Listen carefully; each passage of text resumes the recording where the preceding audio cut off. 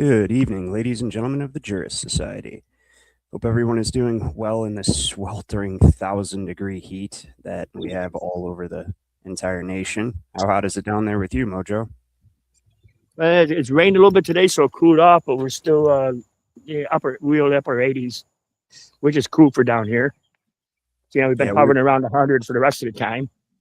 that's where we're at today. We're right around 100, so it's been a hot one. But anyway, obviously I have Mojo up here on panel with me already. How are you doing this evening, Mojo? You hear me? No?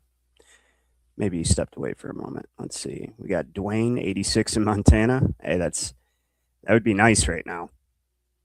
But so yeah, tonight we're going to get back into the ecclesiastical trust. I actually found a bunch of cool stuff that is a little bit off topic, so I'm trying not to trail off too much, but I'm kind of excited to show you guys some of this stuff. So first of all, while we wait for people to show up and whatnot, there's this guy named, what is it, Javon Martinez, and he's been going around cutting down flock cameras, right? And which we do not approve of. Obviously, that is a horrible thing to do, and we would never ever endorse somebody doing that here in the Jurist Society. But what's interesting and concerning our group and what we talk about is how he got around the court case. So they charged him with several felonies, like I said. I actually just finished a video on it, it took me pretty much all day, which is why I was supposed to call Trey and I've been supposed to call Tyler. I apologize to both of you. Tomorrow is a free day for me. I will be able to make all my phone calls and get everything sorted out with those people who need personal consultation. However, that being said, this video is pretty cool. And I want to show you guys because I basically gave an explanation, like added on to his video. So it's going to start with him. And then I'm going to show you, well, first I'm going to show you guys the news segment on him, because they even said what he did on the news, which is pretty crazy. Looks like Mojo got booted. There you go. And so they said, after a bizarre situation in court today, well, it's not bizarre. It makes perfect sense. It's actually genius. And I'm very excited to show you guys. And what's irritating is so I've been studying law for years and years, and I specialize in challenging jurisdiction. And a lot of you now specialize in challenging jurisdiction as well, like Matt's motion, which is in the mega folder. It's titled Cross and Compass motions. I think motion to dismiss, I think, is what I titled it. Is it under Cross and Compass, his screen name? So, but anyways, this is so simple and so just in your face. And I actually have to thank Ryan McVeigh, one of our fellow jurists. He sent this to me this morning, and it kind of blew my mind. So, how are you doing, Corbett? I'm good. Glad you can make it. Thanks. So let me go to my profile, and we're gonna pause. Let me share this, you guys. It's pretty crazy. Oh yeah, let me put the link in the YouTube chat and the Patreon chat. If you're on the Facebook side, the link is pinned in the comments. So I just read your comment there, Corbett. So thank you for reminding me. There we go. Yeah, I got it from Mojo. Just texted him. I suppose that and that is one thing on a side note, that link is the link. This is like a permanent studio so that link is always good. Yeah. So I can bookmark it. You can bookmark it. Yeah. Okay, good to know. All right. So check this out. This is pretty brilliant. And that's what I was saying is I've been studying this for so long. It's so brilliant, but it's so simple. I think I heard Carl Miller explain it once, but you know how Carl Miller likes to talk real fast, and it wasn't explained as well as this, and now I can see exactly how and why it works. Watch this. So plus Carl, no offense to anybody who likes Carl Miller, but he's not the most reliable source of information, but this appears to work.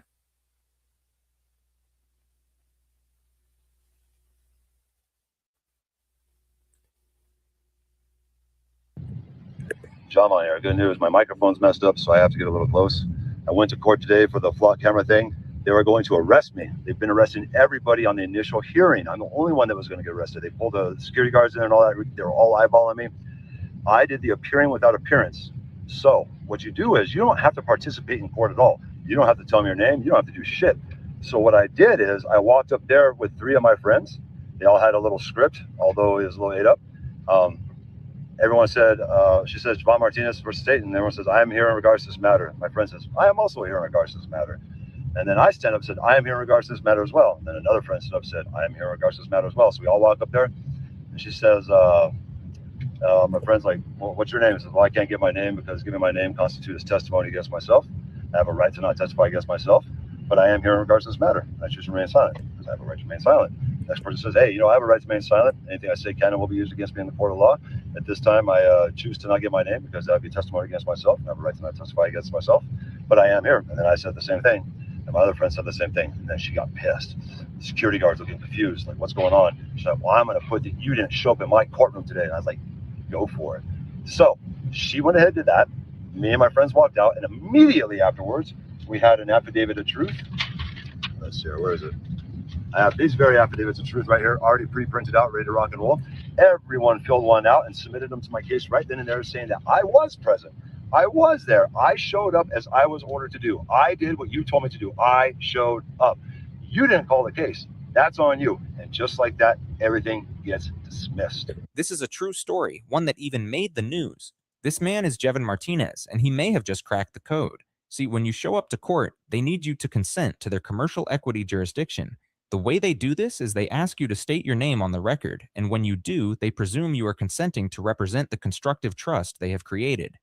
By bringing friends with him and simply stating that he was in court on that matter, yet invoking his Fifth Amendment right against self-incrimination to not state his name, Jevon technically appeared in court but did not consent to jurisdiction. Now the court is in a tough spot. They cannot issue a warrant for failure to appear, as his friends have submitted sworn affidavits stating that he was there, and the prosecution would have to prove them wrong under penalty of perjury, which is impossible. They also cannot move forward with the case because then they have not acquired jurisdiction. As of right now, there is still no warrant. Brilliant. Brilliant. It's brilliant. Now look at how the news coverage of this very thing. This is the news coverage of it. Hold on, I got to go to bookmarks. Which this is crazy too, but I don't want to get off subject. An arrest warrant for the man accused of bizarre scene in court today. A judge says she will issue an arrest warrant for the man accused of vandalizing license plate readers in Rio Rancho, but he says he has no intention to stop his actions. You have plans to continue to take down these flock carriers? Absolutely. No, absolutely. They are a clear and present threat to public safety. 44-year-old Javon Martinez is facing larceny, property damage, and tampering with evidence charges after police say he destroyed 3 flock cameras, costing Rio Rancho thousands of dollars in damage. They say he replaced the cameras with the sign saying, "You're welcome, Republic of New Mexico." Martinez showed up to court today, but he refused to identify himself during the proceedings. The judge considered that as a failing to appear in court, but Martinez claims he exercised his right to remain silent. No, I can't. You call me, but I am here. I'm right here. I stood up. I walked up there. She wanted my name, but I have a right to not bear testimony against myself. Giving my name consults as testimony. And so I just chose to remain silent. The judge said she would issue an arrest warrant for Martinez for failure to appear. As of this afternoon, it has yet to be filed. After the hearing, Martinez filed affidavits from witnesses saying he did show up for the hearing. Brilliant. It's just brilliant. And what are they going to do? So they need, because the way jurisdiction actually works when it comes to like courts of law is the law confers jurisdiction to the court, right? The law and the territory of that court confer jurisdiction to the court because there's an actual crime. So you don't have to consent, right, to go to court or to be part of the game or whatever. But ever since they moved us into the negotiable instruments, this would be a common law crime, destroying property, of course, right? But they barred access to common law and got rid of all the courts of law, and now they only operate in commercial equity where everything is a contract. See, because Federal Reserve notes are based on negotiable instruments, right? Federal Reserve notes are the easiest way to put it is they're trust instruments, and they represent the mortgage of your productive value. That's what they are. They're trust instruments. And everything is based on, because we use it as the currency, everything becomes trust property. Everything, because you use the Federal Reserve notes, the companies, corporations, they use Federal Reserve notes to quote unquote purchase everything. So all of that is purchased with the Federal Reserve note becomes trust property. Ergo, we're trapped in a national trust indenture, and there are no courts of law. All crimes are commercial. And because of that, they need your consent to contract with them, to represent the constructive trust that they've created in the courtroom, right? They need it because that constructive trust puts a lien on your estate, right? Or on the other trust, rather, would be more accurate. And that's how they use it as surety to generate their own commercial paper. Literally, by definition, constructive trust place equitable liens on property. And that's what they're doing in the courtroom. They're creating constructive trust, but they need to get you to agree to be part of it. And it's just hilarious because as of right now, I just looked it up not that long ago, maybe an hour or two ago. There's no warrant, still no warrant for this guy. She's like, I'm going to issue a bench warrant for failure to appear, and it's such an impossible position for them because he does have the right to remain silent. You can't compel him to say anything that could incriminate him, right? And that includes his name.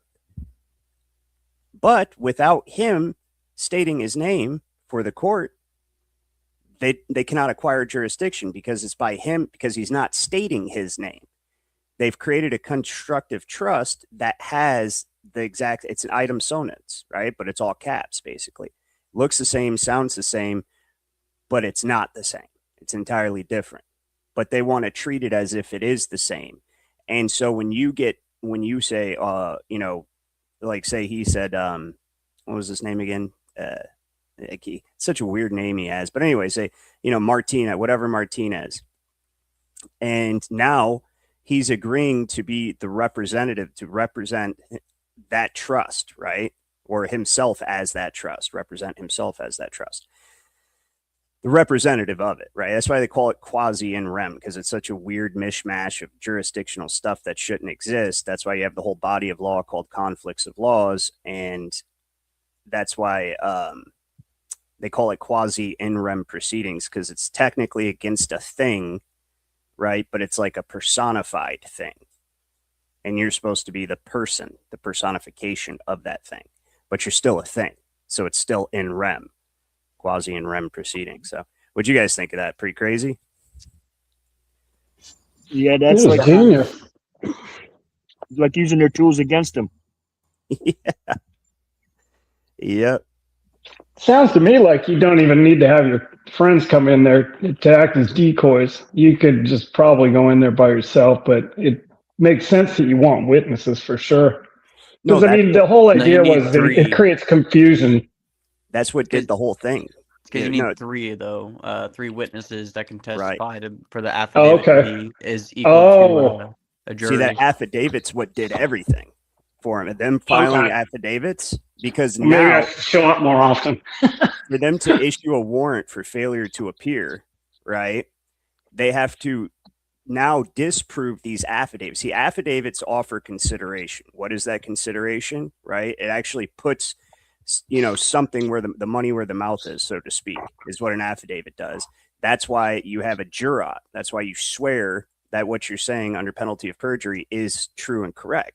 So what you're doing is you're putting your freedom as consideration. If I'm lying, you take my freedom, and you put it as consideration on what you're saying. That's what makes an affidavit so powerful, right? Especially in an instance like this. So when he has 3 witnesses file affidavits that he was there, now for the court to file or to issue a warrant for failure to appear, they have to disprove those affidavits, and they have to do it under penalty of perjury because they have to put their money where their mouth is. They have to put their freedom where their mouth is.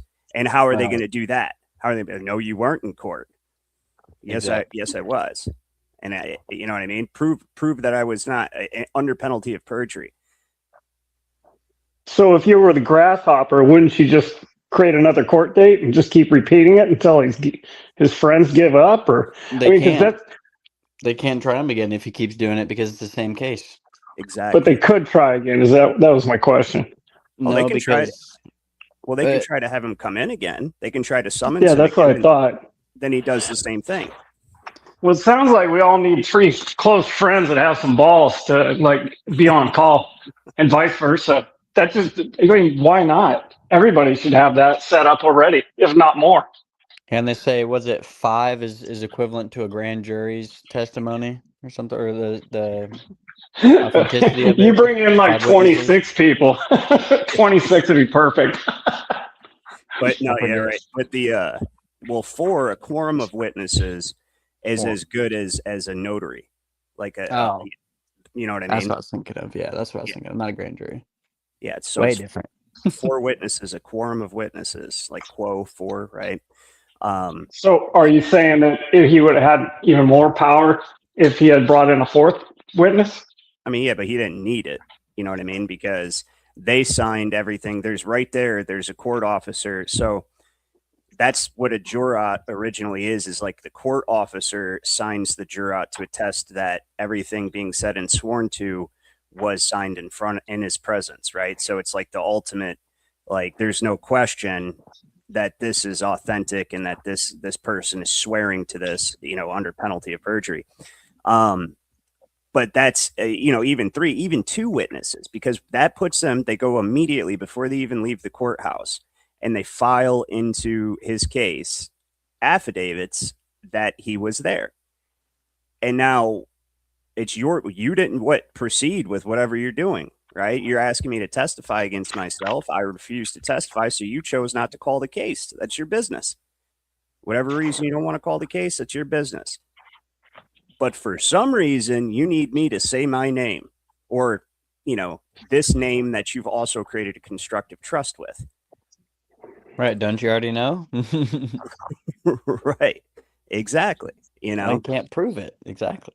And so it's such an impossible position for them. I'm curious to see where this goes, because it's not even like it's low profile. Like they can hush it up. It made the news and now it got my attention. So I blasted it all over social media, and you know what I mean? It's just, now are they going to let it slide because people are paying attention to it? Or are they going to, especially since it's such a big thing, it's around the destruction of flock cameras, which is a huge problem for, flock safety and Palantir, all these guys. It's a real problem for what they're trying to set up here.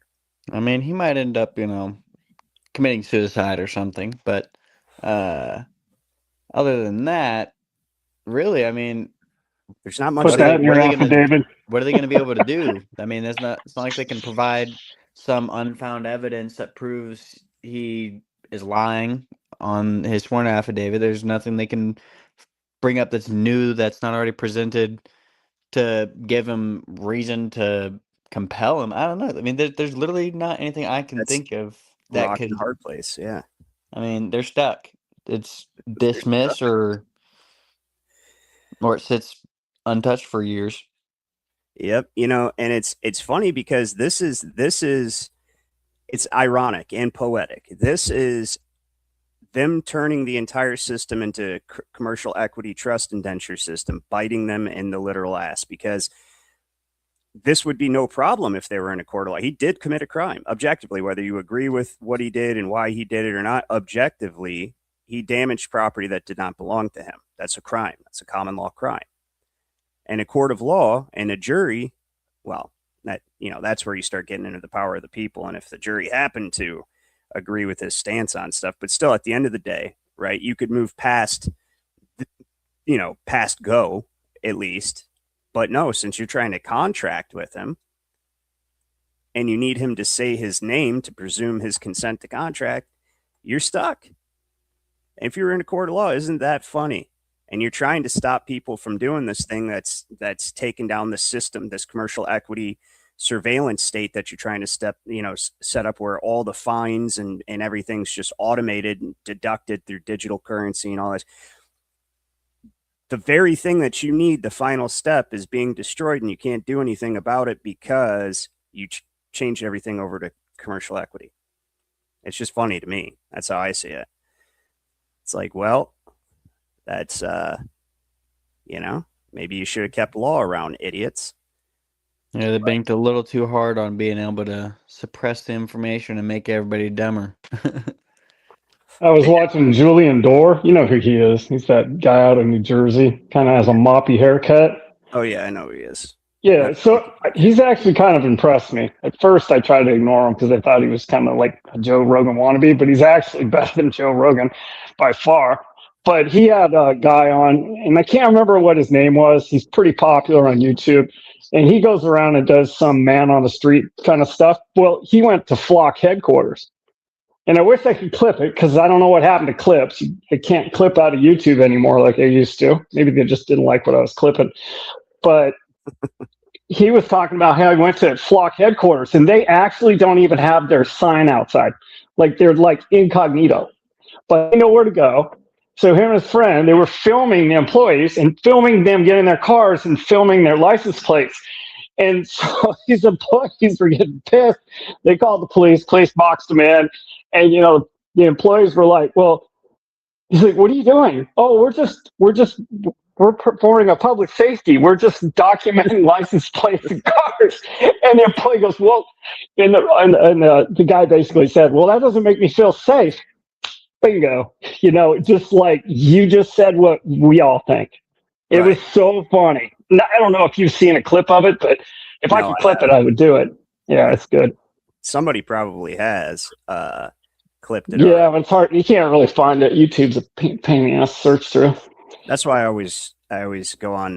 Well, if you use quotation marks on YouTube, it cuts through all their BS. You can actually find. Oh, okay. Good to know.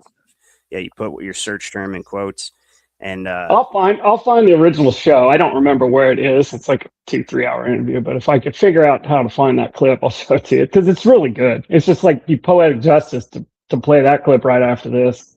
Or if you do find that the show, send it to me and I'll make a clip out of it. All right, I'll get it. Yeah. Look at this crazy stuff, and this is totally not on topic. It's a little bit off topic, but it's crazy. Lindsey Graham. Everybody knows Lindsey Graham died, right? I'm sure you guys know who that is. I need proof. I need a body. Well, they're doing the whole Charlie Kirk thing. Where's the body? Where's he buried? Where's he at? Wasn't he in the Senate committee? He's one of the biggest warmongers, or was one of the biggest warmongers in Congress. Like as long as we're in war, he's happy. Like he literally went up at the Republican Jewish coalition or whatever and was like, we're killing the right people. We're cutting your taxes. I love where America's going. I love the direction this country's going in. He's just a bloodlusting warmonger. There's no question about it. He does, as long as he can make money off his investments in defense contractors and stuff like that. But the guy could never throw a punch. That's the most ironic thing. It is ironic, and the funny thing. Could you imagine him getting a fist fight? It never happened. A little sugar in his tank too. He never. The only congressman who's never had allegations, like of different. Oh, I saw that clip. That was a funny clip. Come out from women, right? And it's because he doesn't like women, probably. But anyway, so his sister is just taking his seat. How does that make sense? Probably has bigger balls. But I'm just but how does that's not even possible? Even for them to do that. Through any branch of the government. She's not directly under him. So that's what I'm saying. That's so not the thing to come in. This Mandy Arthur chick, she asked Grok, hey, in what system of government do titles get handed down to relatives? Right? And what would the founding fathers think about this system? And Grok says, hereditary monarchy or aristocracy with noble titles. The founding fathers opposed inherited titles and aristocratic and undemocratic, aristocratic and undemocratic. The U.S. Constitution bans granting them, Article 1, Section 9, right? But this is being treated, and we all know that, especially in the Senate, most of those people are literal blue bloods, that are related to the European monarchies. And so that now they're just openly, if this is true, because I don't see how they could even do it in the first place. But the fact that this is circulating around, getting like 100,000 views and all that stuff, and The funny thing is there's no community notes on it. So how can, so aren't you supposed to have an election? Our governor McMaster, I read or heard, he's currently looking for a Republican candidate to run in a special election, but he didn't say anything about leaving her there. Right. So, okay, you have somebody fill in for a little bit, right? Yeah, but not their sibling. It could have been literally, I bet you there's hundreds of other people more qualified than her. Yeah. Well, yeah, and that's what makes her qualified is she's probably into all the backroom deals that her brother was a part of with like Ukraine, Russia, Israel, all that stuff, right? So I want to see her show up in a glittery pantsuit at his funeral. They need a WWE funeral like they did for Charlie Kirk. I want her to see there, like an old Erica Kirk. Yeah, that would be funny. But how you doing, Carl? Good. Today I was watching this thing where Congress was talking to two lady Supreme Court justices, Barrett and what's the other one's name? But anyway, they were talking and I'm watching, and because I was interested in what they were saying. They was talking about security and the threats and blah blah blah, and they was talking about the Constitution. There was some good points that they made, and one of the senators, I can't remember, it was close to the end of it. He's like, well, and he's talking about something, and he asked her a question. She said something. He goes, well, the next time you come in, you should bring your controller. Really? Yeah. And they all laughed about it. It's like, I think the other two are token number 1 and token number 2. And I watched that today. It's very interesting to watch. If I get it, I'll look it up and I'll share it. And that thing with Matt last meeting, did you put that in there? Because I can't locate it. What's it listed under? It's see, what was the name of the folder? Because I was looking for that today, and I'm like, man, I can't find this. I'll tell them about it tonight at the stream. It's under cross. It's titled Cross Compass Motion. Cross Compass. So it's like motion. Right alphabetically. It's like the 5th one in on the top. So because it's, at least mine's organized alphabetically. I don't know if you guys can change that personally on your. Is there something in the water up there in Michigan? He was a Michigonian, isn't he? Oh yeah, he is. Yep. I was gonna say, it's starting to see a pattern of you Michigonians, or whatever you call yourselves, Muskegees. Our governments are tyrannical. Our government's tyrannical, dude. So yeah. Well, up there, can you take your phone in with you to the courtroom? Yes, you can do that. Well, dude, where I'm at, you can't take shit. You guys have so you think you got your freaking fucking tyrannical? You have like one of the most atrocious and abominable administrative agencies ever created in the post-New Deal era, and that is the Tennessee Valley Authority. So it doesn't surprise me that the entire government of Tennessee is probably just absolutely tyrannical, no question. So is Virginia. Virginia is, oh my God, Virginia is so bad. One of their DUI thing down here, they I mean, over 500 that I'm aware of. That I was watching on some that over 500 people here with DUIs wasn't even drunk. That's a 500. So could be 50,000. You know what I'm saying? Yeah. With millions of people that live here. Sure do. So it's right here, and what I did was I made it for people who have Word, documents. I got Word. Okay, so I've got the Word format, so you can edit it, alter it, or whatever, personalize it. And then for people that don't, or people who just want to read it, I put it in PDF format as well. So there you go. All right, we got Todd and Jeff joining the panel. How are you guys? You said it's the 5th one over, and it's called Cross what? Compass. The screen name. Yeah. Cross Compass. Okay. Yeah. Okay, I'll look at it. Maybe I skipped that. I didn't see that. I was because you was going to put down like Matt's Destruction Destroyer or something, but you didn't do it. That okay? right, I got you. Well, I'm trying to keep it professional, but yes, he did destroy them. That's awesome. So the PDF is incredible. But yeah, so we actually speak of the devil himself, and then we got Jeff and Todd as well. So how are you guys doing? Doing good. Doing good. I'm doing all right too. Do I have an echo or anything? I'm on my phone.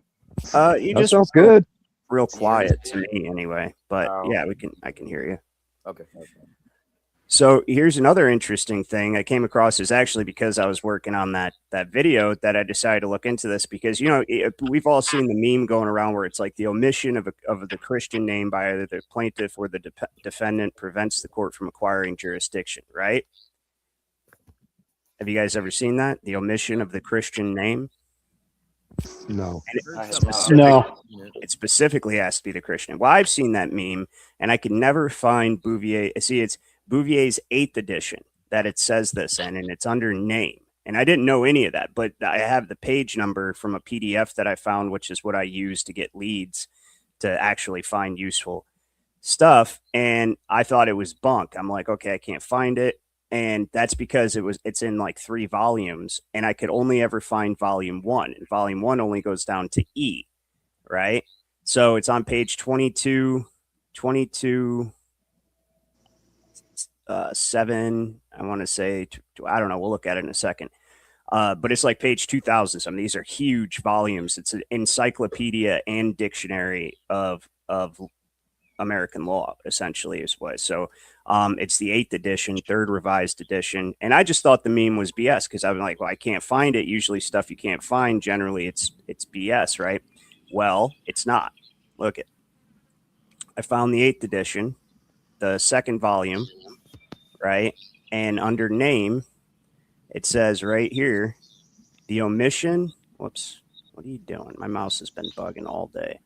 The omission of the, well, just read what you guys see where I'm at, right? 2nd paragraph, right-hand column, right there. The omission of the Christian name by either plaintiff or defendant in legal process prevents the court from acquiring jurisdiction.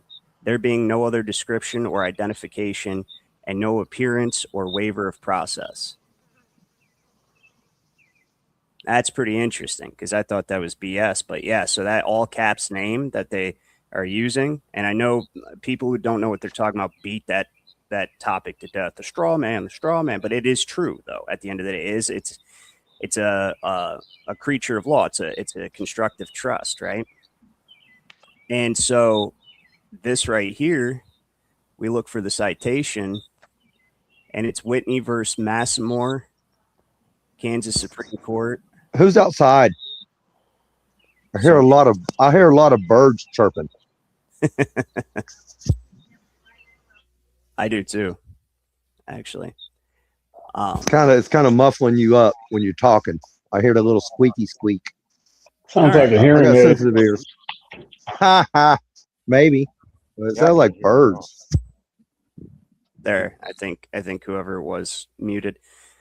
Or it could have been Todd. I don't know. We'll see if you can connect. Might have been my litter of kittens.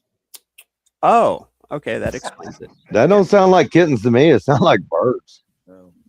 You said this is 8th edition of Bouvier. When was this dictionary made up? 1854, like the regular person. Let's see if it says on the side. As far as I'm concerned. Well, you know what? I downloaded it because, of course, I was like, we need this, right? So, it's volume 2. Let me open it up in PDF format and bring it over here. We'll see when it was. Looks old. Because then, yeah, it is. 1914. Wow. And that's the 8th edition? 8th edition, volume 2. Yep. So Now, who would rewrite this? Or I mean, is it like Black's Law? Bar Pirates. Okay. Oh, and yeah, they were talking about that Bar Pirates today in that little conversation. Really? Yeah, and they said that Texas is trying to get rid of them. from my understanding. That's a Good. little because they said, yeah, they said it, and what I don't want to state the wrong thing, but yeah, I'm gonna find that. I'm gonna share it, and let me find that. I'll share it. I think if I remember correctly, they are a 501c something organization. The bar associations are. I want to say 501c10. And so, yeah, they're operating within the same charitable framework that all the other scumbags are, but we need to get rid of them. They're definitely, but you know, you wouldn't even have to get rid of them or anything else if we just got rid of the 14th Amendment, which is the topic of essentially the topic of tonight's meeting. We can get into now. Yeah, so this here is Black's Law 8th, and I'm going to put that in the Jurist Society folder for everybody. But this is a powerful tool to bring up. And then, of course, I don't really want to get into it tonight because we need to get into the other topic, but need to also research these cases that Bouvier or whoever made this edition of Bouvier used to add that in there. Right.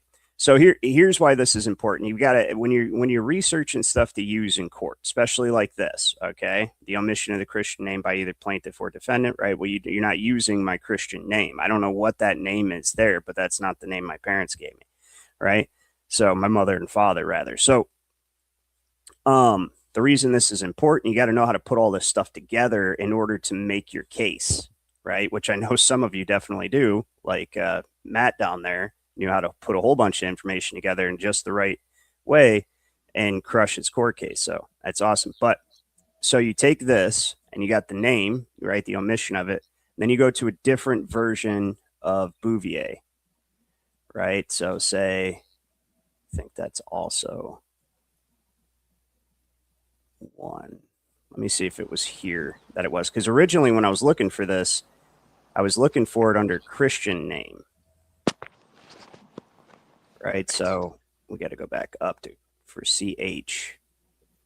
For some reason, Christian is very hard to find in this volume. It's because the CHRs, there's not many words with that, so I keep passing it.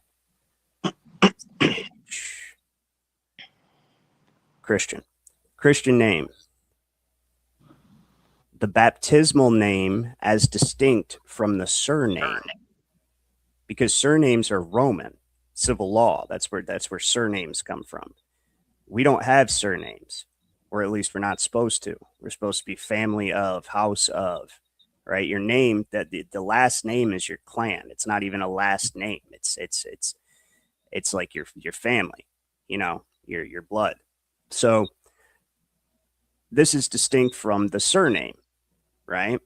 So the point is every single case today, not only is it in all capital letters, but it's also written like a Roman civil law surname, where it's first, middle, last. That's not at law. That's not how names are written. It's first hyphen middle, semicolon or colon last, which is not last. It just signifies what pool of genetics you come from, basically, your blood. But anyways, all right, that's not the topic tonight, just a little interesting thing. This is where I got it. This actually, there's probably something to this because I cannot find this Greg's Manual of English. And so it's on archive.org. And usually when things are like this, it's because there's things in them that the people that are setting this system up do not want us to have access to. And I do think that's the case with this Greg's Manual of English. It says a name spelled in all capital letters or a name initialed is not a proper noun denoting a specific person, but it is a fictitious name or a name of a dead person or a de guerre, I guess, nom de guerre. But anyways, yeah, and I can't find that manual to verify it, but I have been able to verify other things out of this document. I just found this today randomly. So it says citizenship cannot be forced upon anyone without their consent, since living souls in America are not citizens of your foreign corporations and have no voice through the voting franchise and the adoption of the 14th Amendment of your private corporate constitution. No consent has been given. Thus, there's no evidence that citizenship was accepted or even wanted by all Americans in this country.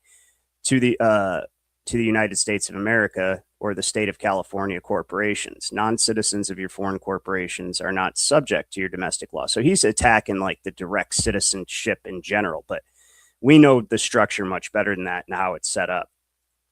But as far as what he's using to come to his conclusions, he's correct. And he is right about us not having to be citizens under the original system. Because if you look at the Articles of Confederation, and I believe it is Article 4, or no, it's a clause. Okay, here we go. No, is it Article? Yeah, Article 4. That was right. So the better to secure and perpetuate mutual friendship and intercourse among the people of the different states in this union, the free inhabitants of each of these states, paupers, vagabonds, and fugitives from justice excepted, shall be entitled to all the privileges and immunities of free citizens in the several states. Right? Free. Right. So what you're saying is like you don't have to participate in the government trust created by the people, which is my whole point. And when I try to explain to you, and this is a good segue into our topic. Like in our last meeting, you guys were talking about sovereign citizens, an oxymoron. And ordinarily in every other instance, in every other nation throughout history, that would be the case. There has never been a nation like this one. There's never been anything like the United States of America.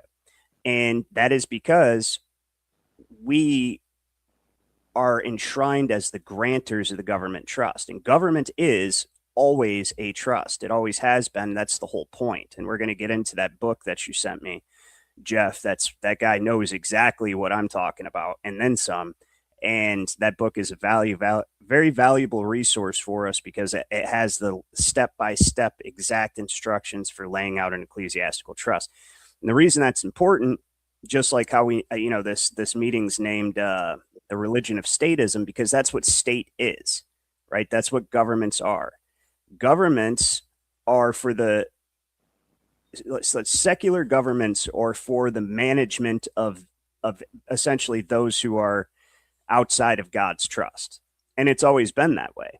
You think about it, because government has always been religious. And way back in ancient times, the governments were composed of what would be considered a church or a tribunal of both spiritual and temporal authority based on the original law of God.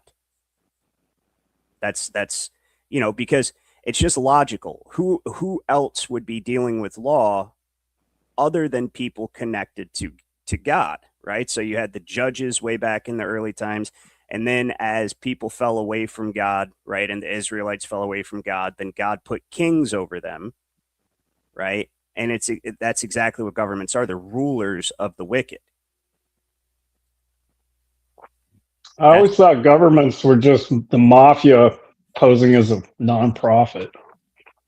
Well, they're a trust. They're a trust. They've I always don't have my trust. They've always been a trust, right? And what made this nation different than any other nation is that we were enshrined as the grantors of that trust, which means that you didn't have to participate in the trust or be subject to the trust regulations, right? You could be outside the trust as a free inhabitant and be subject only to God's trust regulations, which is called the common law. Government's trust regulations called statutes and codes. God's trust regulations called common law, right? So that's what made this country so dangerous to the powers that be, which is not really something that I'm going to get into tonight. We can, and especially I'm definitely going to get into it down at Mojo's, or at Tommy's farm. But so you can look at politicians sort of like those are the priests of statism, right? And what does statism worship? What do secular governments worship? Money, Power, yeah, money.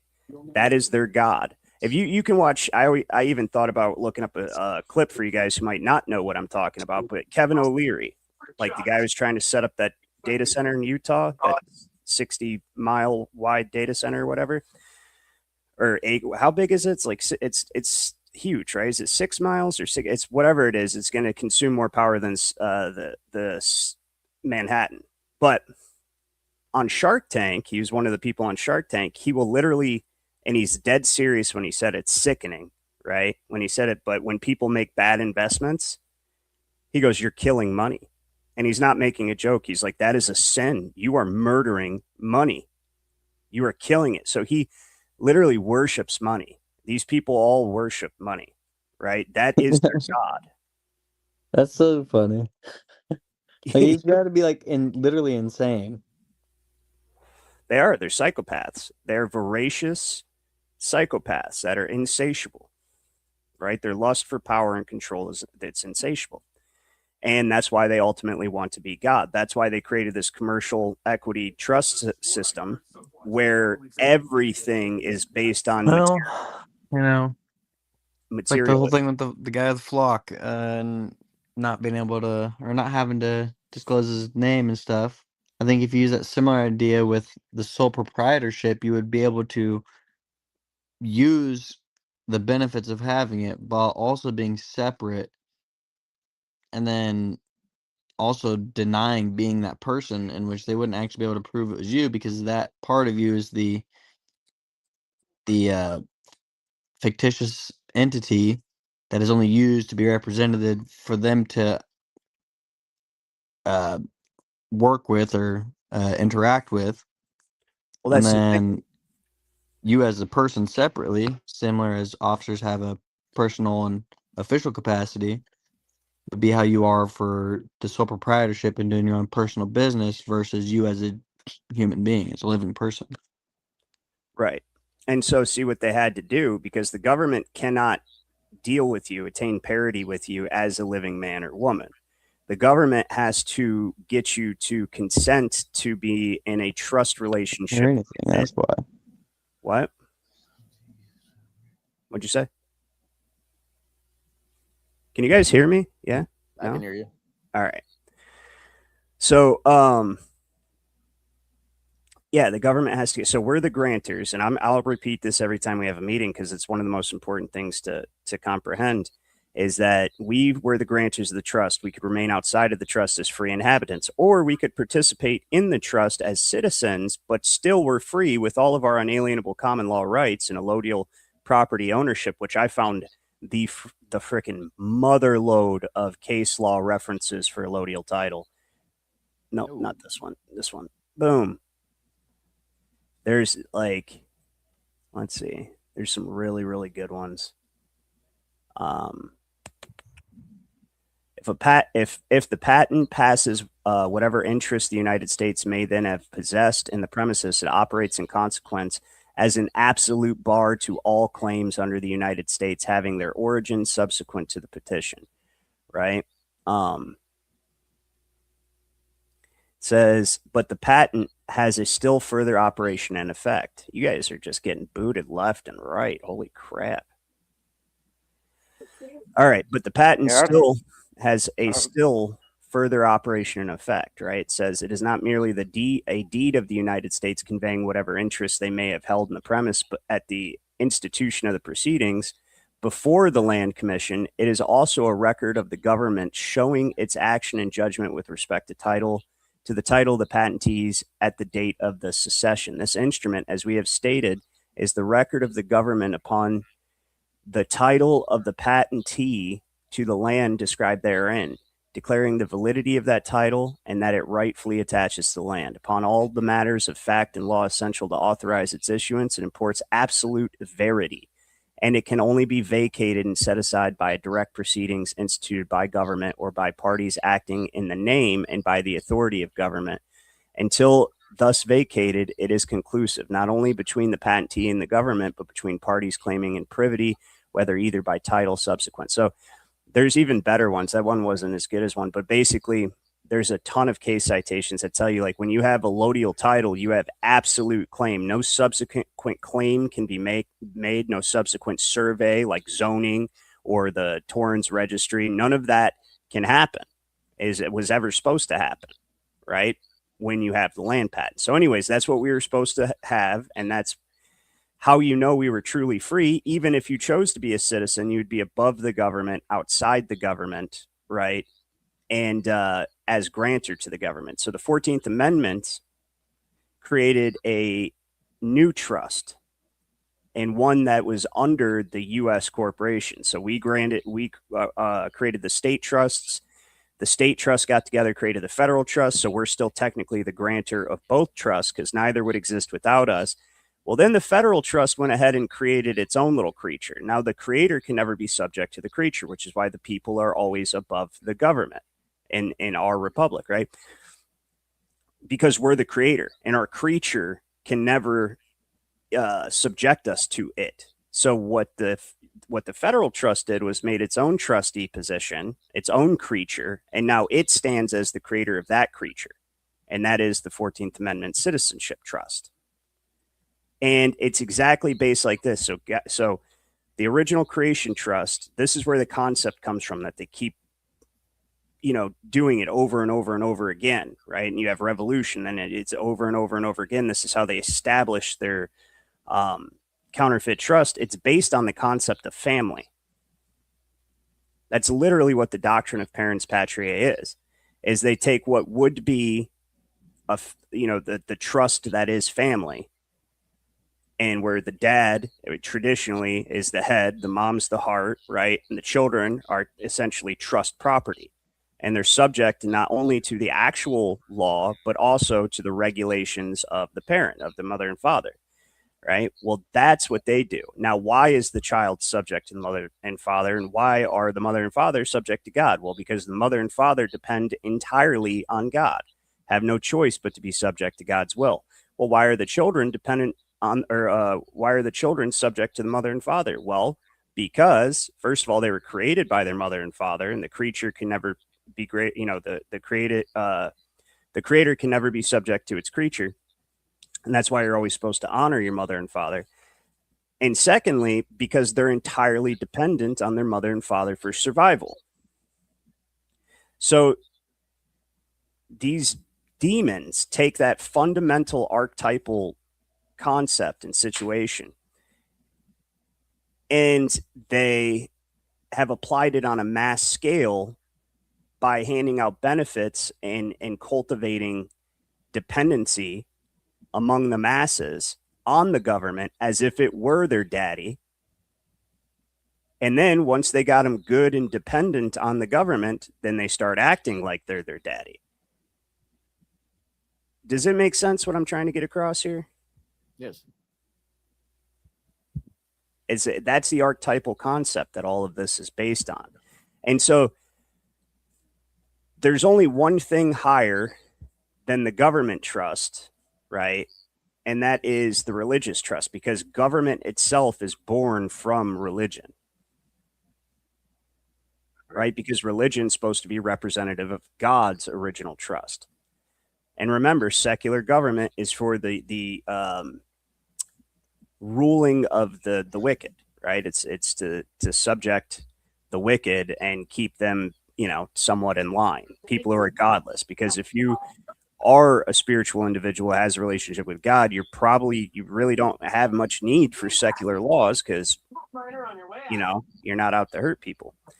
Not to mention the fact that if it weren't for religion and people were just spiritual and not disagreeing over their religions, there would never have been such massive wars on all fronts from every different side. There wouldn't be any reason to have to try to have such a mass scale of supposed protection for your rights and your liberties and your freedom to have spiritual beliefs of your own. Exactly. So, in the wars also, they use up resources, right? They create a scarcity of resources. That's what George Orwell said in his book, 1984. He said that's why we are always in an endless perpetual war, is because that creates the scarcity of resources, which allows the controllers to basically monopolize control over the resources that are left and subject everyone else who depends on those resources. It makes perfect sense. It's all about dependency. If you guys are getting what I'm saying, it's all about dependence. Yeah. Who are you dependent upon? Are you dependent upon God, or are you dependent upon the government? Is government your God? Because whoever you're dependent upon, to the extent that you are in a state where if that entity didn't exist, you wouldn't exist, you would perish, right? Then whoever that entity is that you depend on entirely to survive is your God. And that's why they put "in God we trust" on the money. Because that's dirty. It is. That's what they mean. That's fucking dirty. We're your God now. I always just thought it was like, what God are you talking about? Nope, they're telling you. Like it was the Venus God, the Venus cult. You are dependent on the Rothschild credit to survive, right? You could not obtain food, water, shelter, or any of the other things if you didn't have the Rothschilds and the international bankers extending you credit. So they are your God now. That's what they're telling you with that "in God we trust" on the money. And all we are to them is an instrument of credit, because they own our property, just everything. Collateral, capital stock. Yep. So we are. And they trade you on the Wall Street, where they put you against the wall and sell the slaves in the old days. Oh, yeah, that's a good point, actually. You know, I mean, debt and death are almost identical. I mean, you really start to look at. Talk? So I hear you replying to him, but I don't hear him talking actually. Oh yeah, am I not being? I can hear Corbett, but can everybody else hear Corbett? Am I not talking loud enough? I can hear him. No, I think he just says. I got you now, but there's times when there's something that's totally blank for me. I can't hear anything. Yeah, that happens to Ryan periodically. Hey, I don't want to attract the conversation, but anybody got a chance to look into Steve Falconer's latest series, Apocalypse Infinity? Probably not. Okay. Yeah. So Faye, how are you doing? We haven't had you up here hey in a while. It's good to see you. Guys, I'm doing good. Ryan, you had like 3,000 something before they kicked you off, and then you were gone for 3 months, and then now you're at 5. So like you were saying, like, make shorts if you want to grow your channel, and I'm like, just get kicked off, man. Well, no, it's because you almost doubled. It's because of the shorts circulating on all the other, especially Facebook. I used to put at the end of all my videos, search "Burn the Corporate Fiction" on Facebook, Rumble, YouTube, and X, and that actually got me like thousands. Oh, so they were coming in from there. People, nice. So, yep, and I'm just about to start doing live streams again. I'm actually going to bring Trey on to do a little co-hosting with me, see how that goes. So, yeah, you guys are getting bounced from here like it's the club. Well, in my case, I think it's because I have to do it on my cell phone because my computer took a dive. I see. My laptop, so that might be my case. Me too. I'm even in the room next to my dang Wi-Fi router, and it's like every time after I start talking and I mute myself, or somebody gets kicked, then I lose audio for I don't know, at least 1 or 2 people. That's what I've been doing. Maybe it's because you have so many people. Yeah, I think the same thing. I think we might have too many people. No, that shouldn't affect it. I honestly think it's the connection, like your guys' connection. That's just, because why does it happen to some and not others? And it doesn't happen to me at all. And I don't know. I don't know what it is, but I had to hop off because my kid called real quick, but yeah. So so we're talking about trust. That's why they put in God we trust on the money, because they're telling you that you're entirely dependent on our paper credits that are no longer inherently valuable. They just represent your productive value. And we're giving you this medium of exchange that's inherently valueless that you entirely depend on to obtain everything you need to survive. And specifically, anytime a mortgage happens, a trust is created automatically by operation of law. A trust is created. Okay, because whatever is mortgaged as collateral, think about it as if it's like put in escrow, is what it basically is. Whatever's used as collateral is put in escrow. It's a trust. Okay, now you have, there's privity between two or more parties in the same property, right? Confidence in the same property between two or more parties. That's a trust. So when they mortgaged the estates of 14th Amendment citizens in 1933, by operation of law, that automatically created a trust. That's why I say Federal Reserve notes are trust instruments, right? And it created a counterfeit national trust that was overlaid on top of the original trust. And now all property is trust property. And so that's what they mean. In God we trust. We're the administrators of this trust. See, God is the administrator of the original creation trust, right? He's the regulator, lawmaker, judge. He's the administrator. They, the money powers, are the administrators of this counterfeit trust, and whoever the administrator is God to whoever's in the trust, whoever's a party to the trust.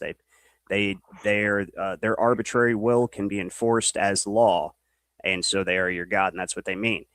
Now this guy, he gets it, and that's why I'm saying the 508c1a allows you to operate outside of that counterfeit trust. Okay, he says, I skipped a little bit, and did we put this book in the Jurist Society folder yet, Jeff? No. This is stuff Ryan. that I wanted you to read over to make sure that you understand. There's a whole lot more to Ryan. He's got 5 books. What were you going to say, Faye? 508c1a, is that an IRS thing status? Designation. Yeah, it's so it takes you out. It's invisible to the IRS. So, for instance, the Catholic Church, they're a 508c1a. They're invisible to the Federal Reserve System and the IRS system. And it's not something you What's the apply difference? for. You send a letter demanding it. You tell them who you are, and that your church could be a free association. Yep. Trust. If Whatever you people want to give do. funds, are they non-taxable? So basically, it works like this: you don't have to file anything with them. You don't have to, 508 or 501c3s have to get a board. Still have to report. Yeah, and they're subject to audits and everything else. The 508c1a They have to have is meetings with entirely minutes. outside of that system. Yeah. Yep. So doesn't the God, this so-called God, have to grant that to you through his minions at the IRS? No, that's because you're saying I'm not dependent upon this system, this trust. I'm in God's trust. Right? That's what a church is. But you also got to remember that you're also going to take a lot of responsibility. A lot. Yep. And that's where you have to build basically a church, a network of people. But then So if people donate, I'm sorry. Go ahead. If people donate, then do they get a tax write-off? No, because you're not involved with them. They don't owe any Hey, taxes. it's just like it was under the Levites. Well, I mean, technically, she's talking about somebody from outside of, like wants to make a donation. Yeah, I'm saying somebody else. Yeah, it's like still a 14th Amendment citizen. Yeah, it's still a charitable organization. That's why it's in that section. So give me your money and I'll kick back half of it to you so you don't have to pay taxes. No. Dude, that's so scammy. I can see that right now. And then buy some of my artwork. But everybody, but the thing is this is not just a way to try to circumvent taxes. This is actually really what we need to be doing, because while we're participating in this system, let's read what he has to say, right? He says, God has said, thou shalt have no other gods before me. Exodus 23, right? Chapter 20, verse 3. The word gods and God are translated from the single word Elohim in the plural. The word Elohim is defined rulers and judges and occasionally applied as deference to magistrates. While in the New Testament, the word God is translated from the Greek word theos, which figuratively means a magistrate, right? So what he's saying is right here, thou shalt have no other gods before me. The gods he's talking about is the word Elohim, and the word Elohim denotes judges and magistrates. Right. So that commandment is saying that you shall not put judges and magistrates before my law. Right? 100%. Yep. Which is why judges and magistrates are supposed to be in accordance with his law, which is called the common law. That's correct. So, he says, God goes on to expound upon this command that thou shalt not bow down thyself to them, nor serve them, right? Which is definitely what we stand for. We do not bow down to them. We do not serve them. We fight them every step of the way. The emperors of Rome were often referred to as gods, using the words apotheos, and that is true. It's in Roman civil law, it's considered sacrilege. It literally called sacrilege to question or defy the emperor, Caesar, right? Mm-hmm. So they call it sacrilege. All right.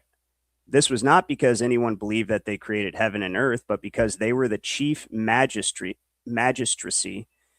and ruler of the people. See, that's what I'm telling you. From ancient times, they knew how to set up these counterfeit trusts and put themselves in the position of God as the administrator of that trust.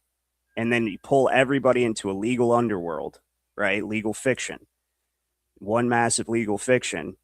And then place yourself as the administrator of that fiction. And you've essentially created your God. You've created your own counterfeit world. And the Pope just stepped in and took rights over everyone, right? Pretty much. Appointing judges throughout the empire. Emperor and Principes, civitas, were offices to which Augustus Caesar was elected. The third office he requested was the apotheos of the empire. The words translate the originator of gods, which meant he appointed the imperial magistrates throughout the empire. And those magistrates these are the gods that are being spoken of in Exodus, right? No other gods before me. Well, that's what they do. And you notice the judges all act like they're God. And essentially what they're doing, what's playing out in the courtroom, is a mock-up of Judgment Day, right? So, for instance, Satan means the accuser, right? The adversary, the accuser. That's the prosecutor. And Satan's going to stand before God and Judgment Day and accuse you of all of this stuff. Yep. You know, all that you did. Well, that's what they're doing. They're making a mock-up of Judgment Day. That's why court is a ritual. It is actually a ritual. That's why you think the judge wears a black robe for no reason. Isn't that kind of weird? That he wears the garments of a priest? And that word in there, apotheos. Did you say apotheos? I can't read it on my screen. It said apotheos. Apotheos. And that well, is I know that the mural at the top of the Capitol Dome in Washington, D.C. is called the apotheosis. Right. Same thing. Same thing. George Washington George Washington was put up there to be the god. Like he was the guy that, created, this whole God we trust. Here's a little etymology for you from Bailey's Dictionary of Etymology. George, that name means farmer. Isn't that interesting? That is farmer. So you're making the association like Cain becoming God. Exactly. Yeah. Oh, that's dirty. God of the city. Yeah. All right. So it says the power of Rome was originally from the people up. Doesn't that sound familiar? It was a free society with an all-volunteer unpaid army. Things had changed with affluence and apathy, avarice, and acedia. The world had turned upside down by vesting the rights of the people in offices of the state. The desire to receive the gifts, gratuities, and benefits of these rising benefactors who exercised authority and subjected the people under new gods. Damn. See, I didn't know that about Rome, that it was a free society with an 500 years. It was Libra Res Publica is what it was called. Free from things public. So they're really doing just that. That's what the United States is, just a literal repeat of Rome. Literal repeat.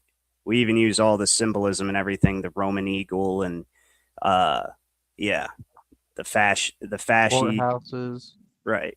The Roman architecture, the courthouses, all that. So, we, for a minute.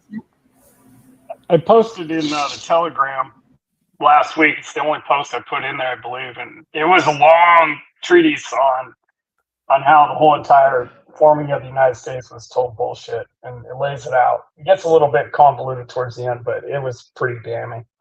Talking about how the United States was basically created. We didn't win the revolution, obviously, and it was just an illusion. That was a civil war. Yeah, of course.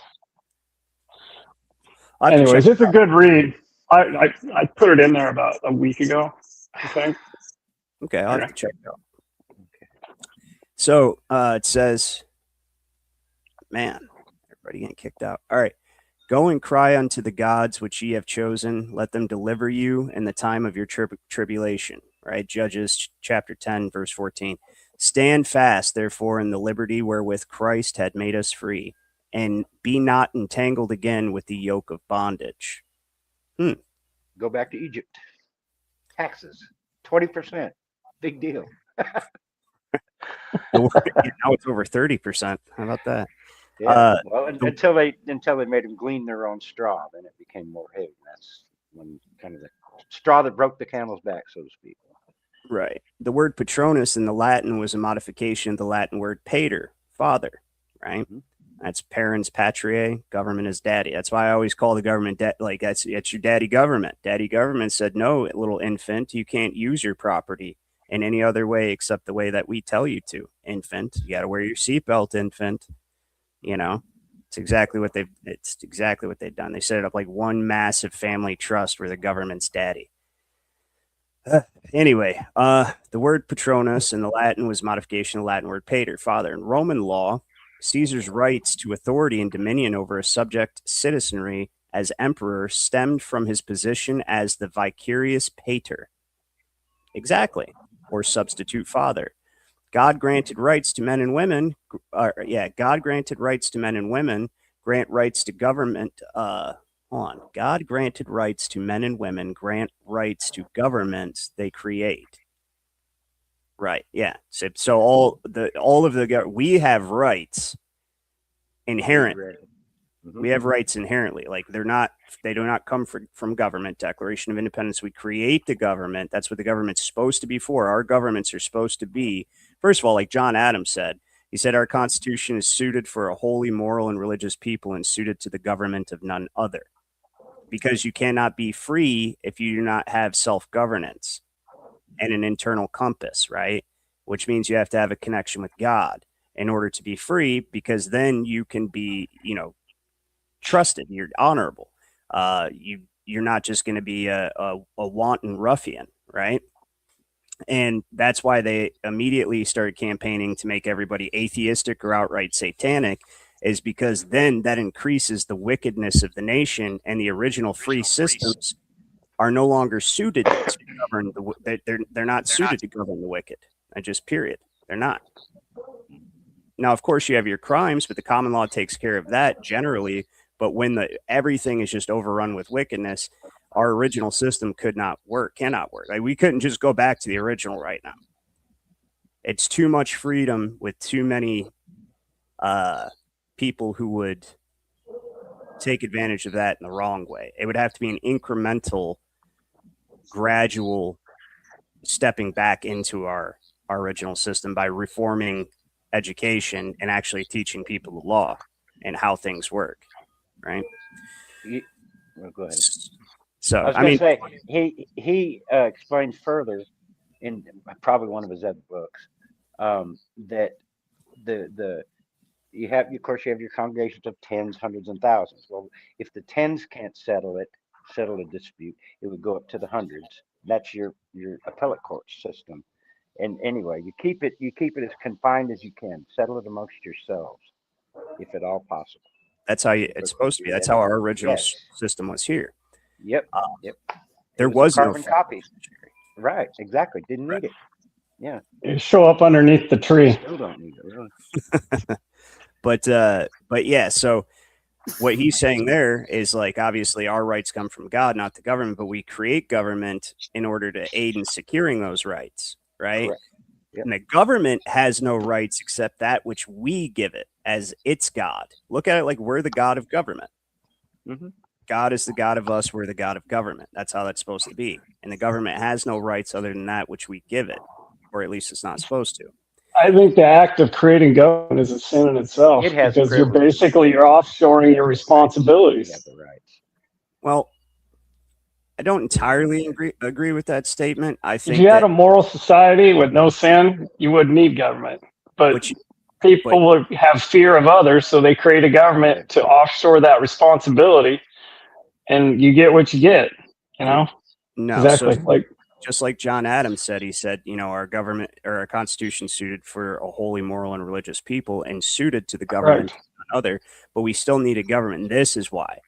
Okay. It's because even going all the way back to ancient times, right? If the whole world were perfect and had a relationship with God and had, you know, self-governance and internal monarchy, right? Where they could govern themselves and the whole world right there, right? You'd eliminate, like, you would have to eliminate the darkness in the world, the lust for power, control, and conquest that usually seizes the minds of the wealthy, which is why they become wealthy in the first place. They're psychopaths generally.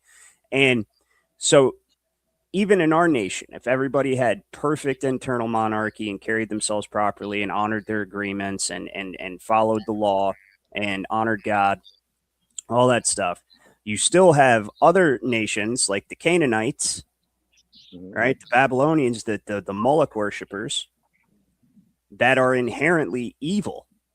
And if they see that you have no structure, no ability to mount a common defense, then you're ripe for the picking, because military necessitates a hierarchical structure. You have to have a hierarchy to mount a defense. You have to have a very rigid hierarchy of military government, but you don't want to maintain that all the time.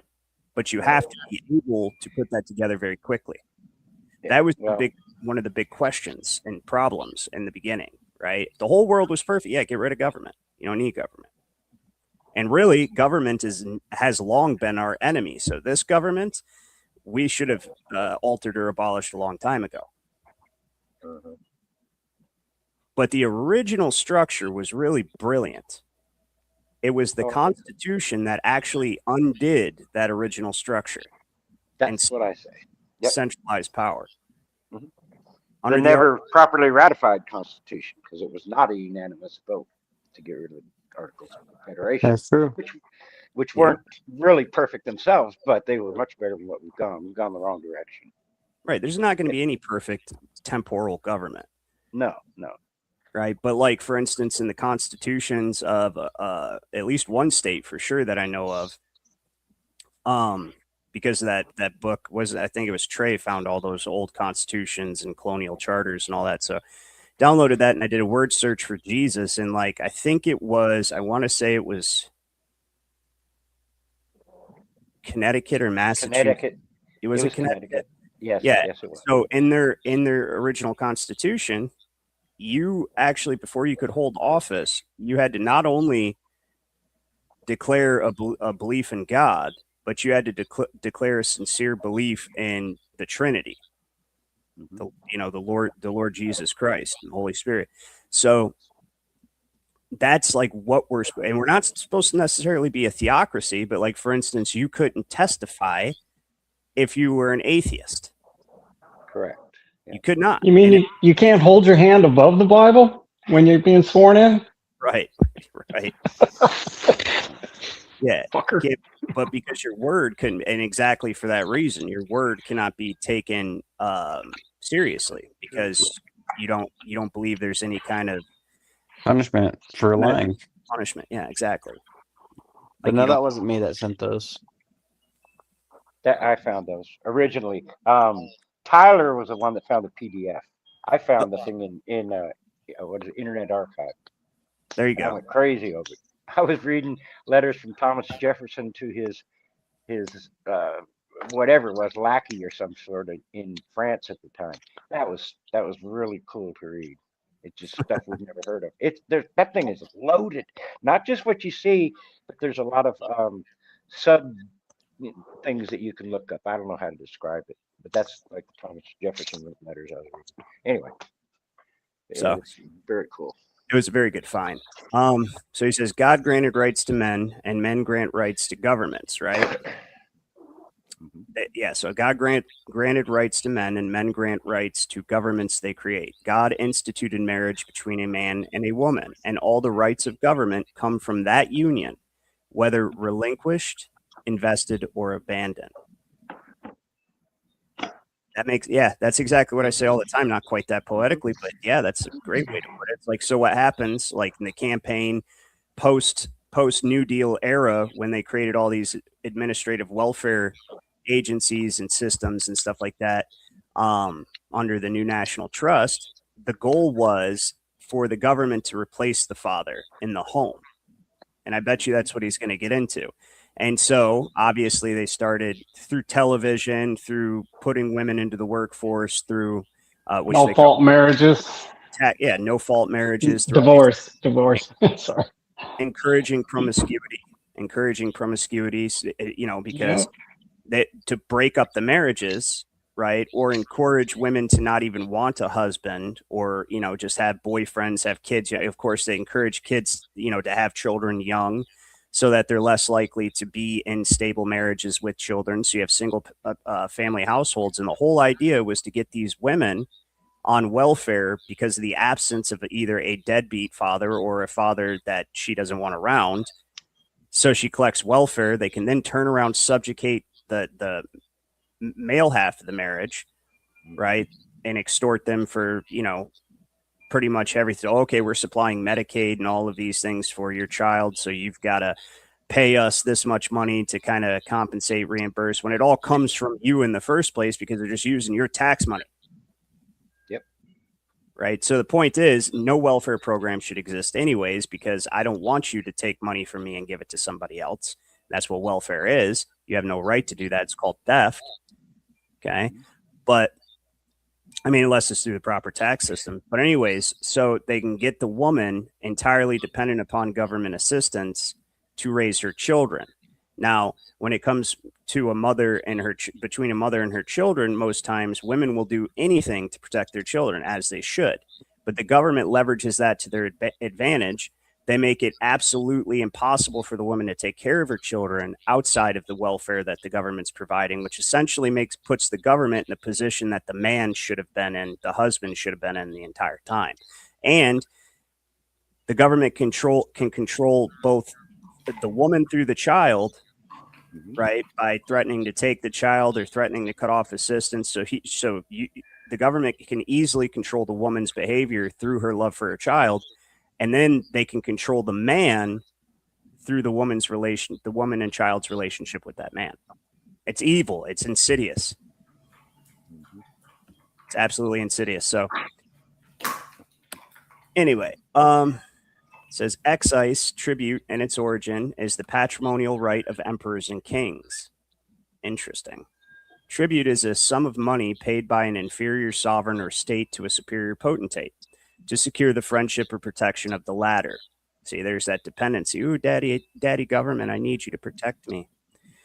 The hand of the diligent shall bear rule, but the slothful shall be under tribute. Proverbs. Yep. Right on. What does that mean? And King David said that too in a psalm. I don't remember which one it was. The hand of the diligent shall bear rule, but the slothful shall be under tribute. So the hand of the diligent shall be king. Basically, those who are diligent shall be at the top, the sovereign, right? And those who are slothful become dependent on the one who is diligent and motivated, and therefore comes under him as a inferior sovereign, as he put it. And so you'll be a tribute. So if you're diligent, you'll be receiving the tribute from those under you. And if you're slothful, you'll be the one giving the tribute to someone else. Mm-hmm. Got it. They need to have that above the door at the welfare department. That's horrible. Awesome. Yes. All right. I know it sounds heartless when I say that stuff about welfare, but it's really not. It creates way more problems. You know how you go to the public park and you don't feed the animals? Why do they have that sign there? Because if you feed the animals will become dependent on the people to get food.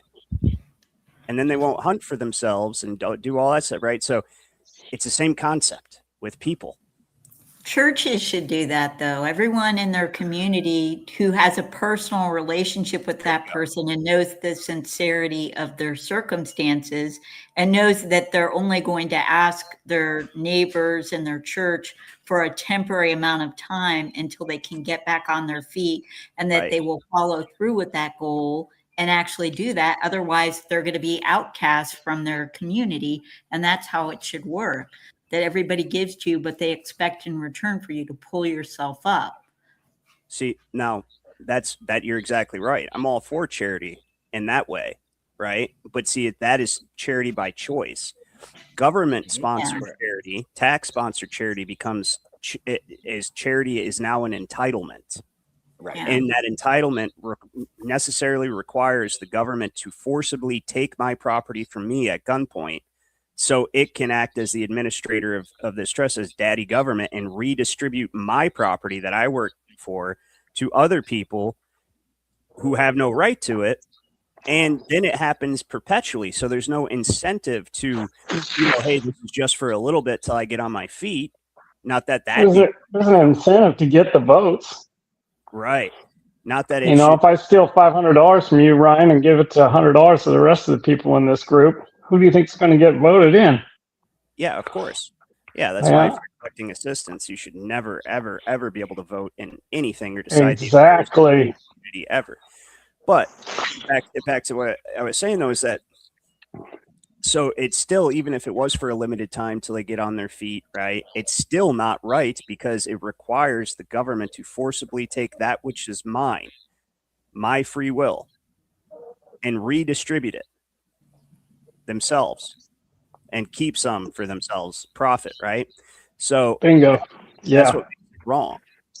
Now, if I want to give charity of my own free will and I decide to donate to a church, or just give some money to a homeless guy or somebody who's down on their luck, or what I mean, whatever the case may be, buy somebody a hotel room that maybe just got kicked out of their house, something like that, that's my business. I choose to do that, though, so I'm not being robbed anymore.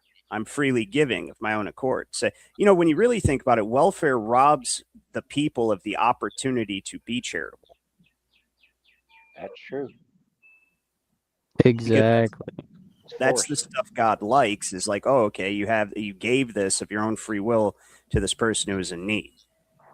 But no, the government that's genius. I've never heard that before. I like that. Yeah. Well, that's why all of our money is not being used for the things that it should be. Sorry, currency. Yeah, they can use it as an excuse. Fixed, schools, shootings and stuff happening and not having enough security.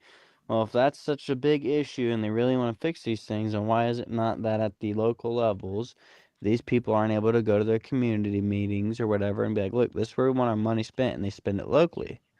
Because if that's how it was done, it'd be more directly apportionate, as it's supposed to be, to each area by what needs are needed.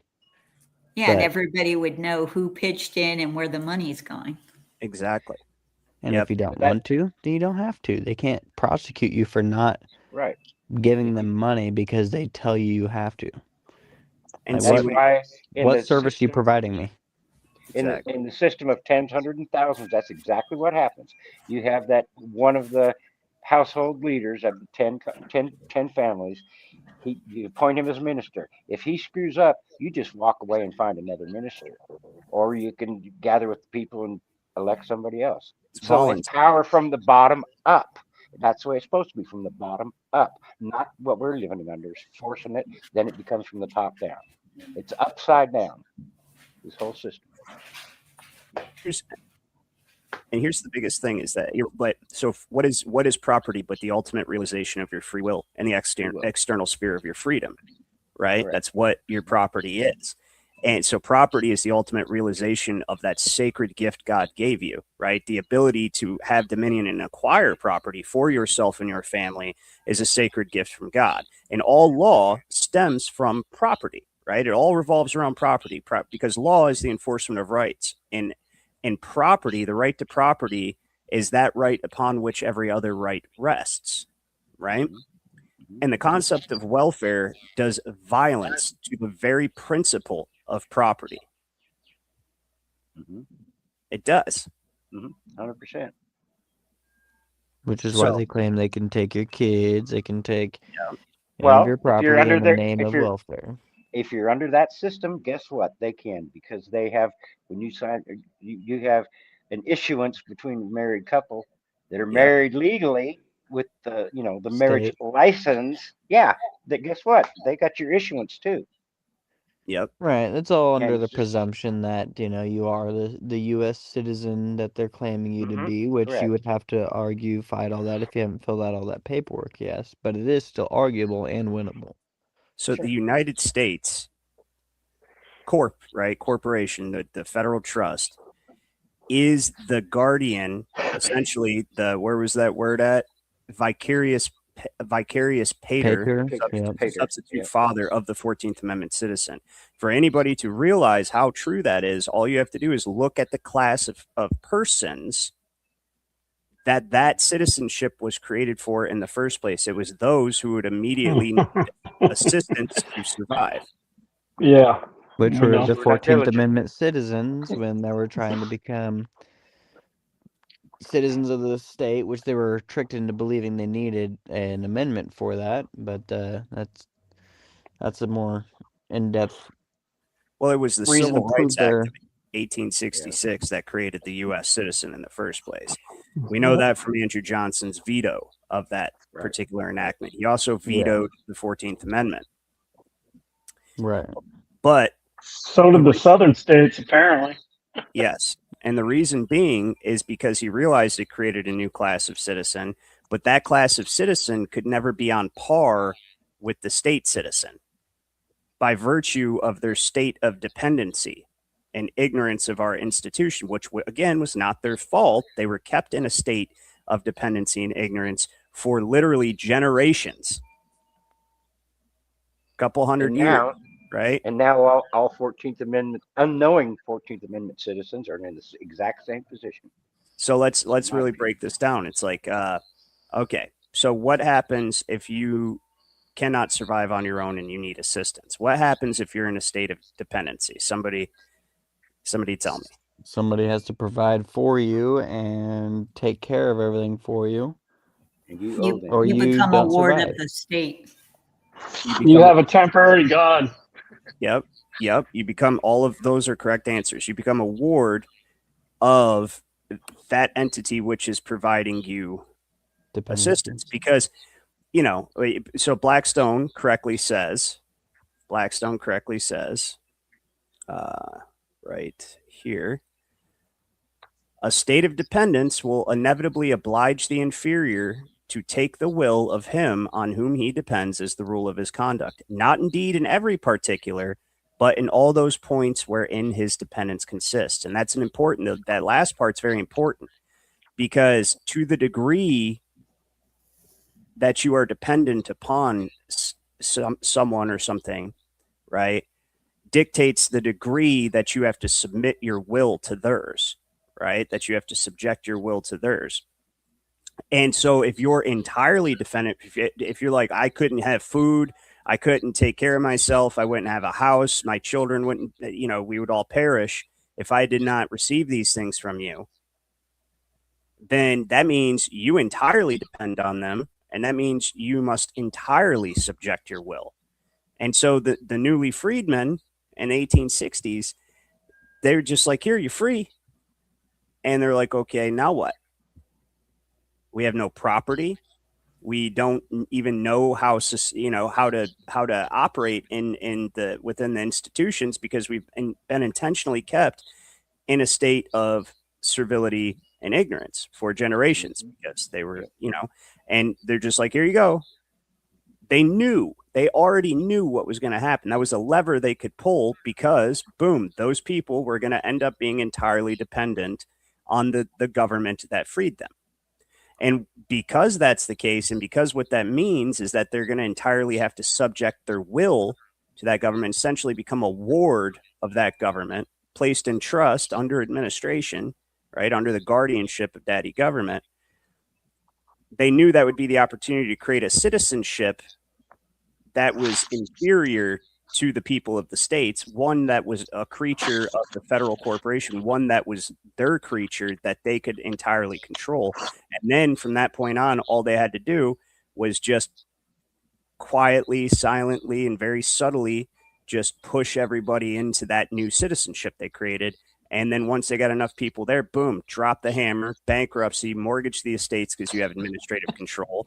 And then after you do that, still keep it quiet and just slowly implement your commercial equity system while also simultaneously not mentioning state citizens anymore as often as possible and taking that out of the public consciousness. Now everybody thinks the United States citizen is the only thing there is. That's what we've always been. Yeah, as the free men died out, people didn't listen to them anymore, and it just kind of slowly, gradually fades away to where everybody's ignorant now. But they gave you NASA. We do have that. But they gave you NASA. Come on. That is worth all of the debt slavery. We would never have gone to the moon if we didn't do that. We would have never watched Johnson call the moon on a landline phone. It was it was created for the welfare and benefit of the United States. It literally says for the general welfare. Yeah, for the welfare recipients. Yeah, right. That's because everything that they appropriate this credit against our productive value. That credit is called Federal Reserve notes, and pretty soon it'll just be digital, right? So they appropriate that credit against our productive value. They have to do it in a way that seems like it's for our benefit because that's how the charitable trust works.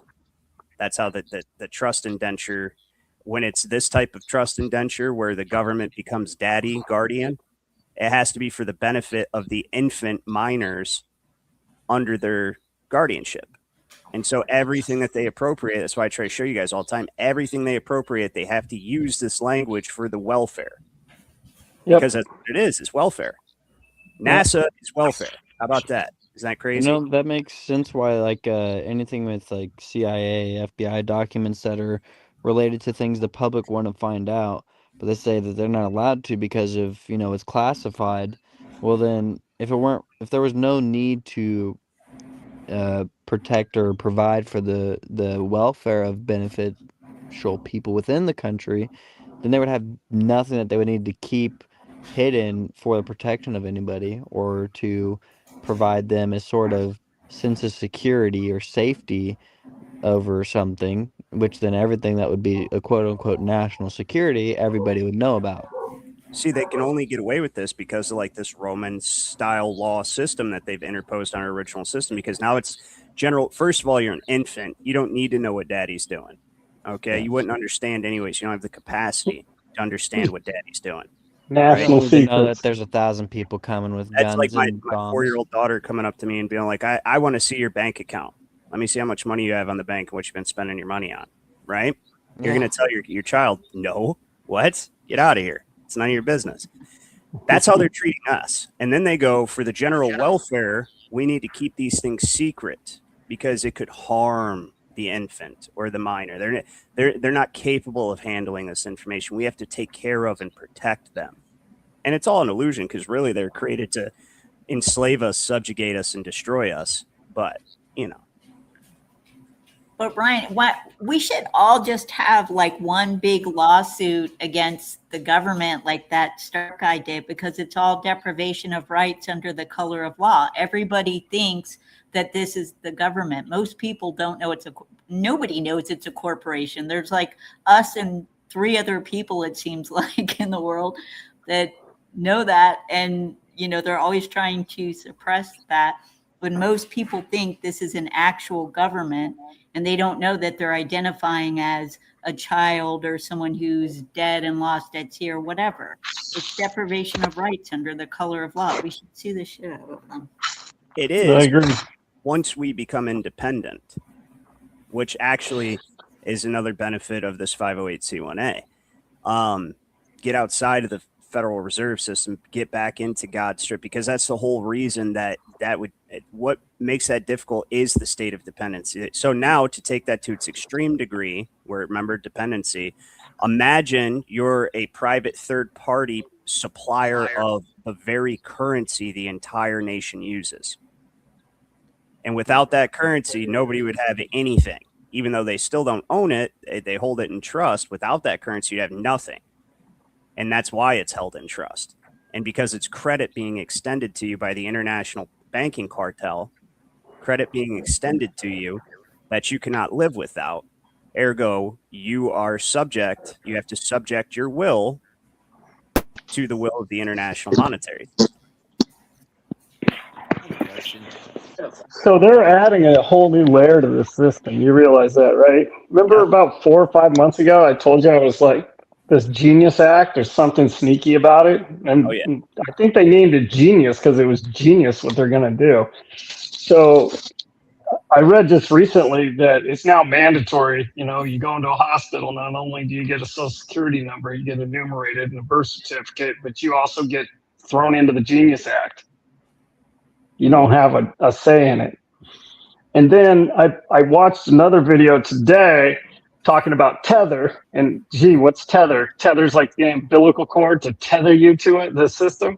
So Tether and these stable coins, what then happened is that all these big corporations, Visa, BlackRock, you know, Stripe, Coinbase, all these companies, they all signed this agreement, or they're all in agreement that they're going to put money into these stable coins. And then what's going to end up happening is we're going to be paying 4% a year into these stable coins, and we do not get any benefit. All the interest from those stable coins go to pay on the debt and allow the government to stay afloat because now they got buyers for their treasuries. And so it's getting even worse.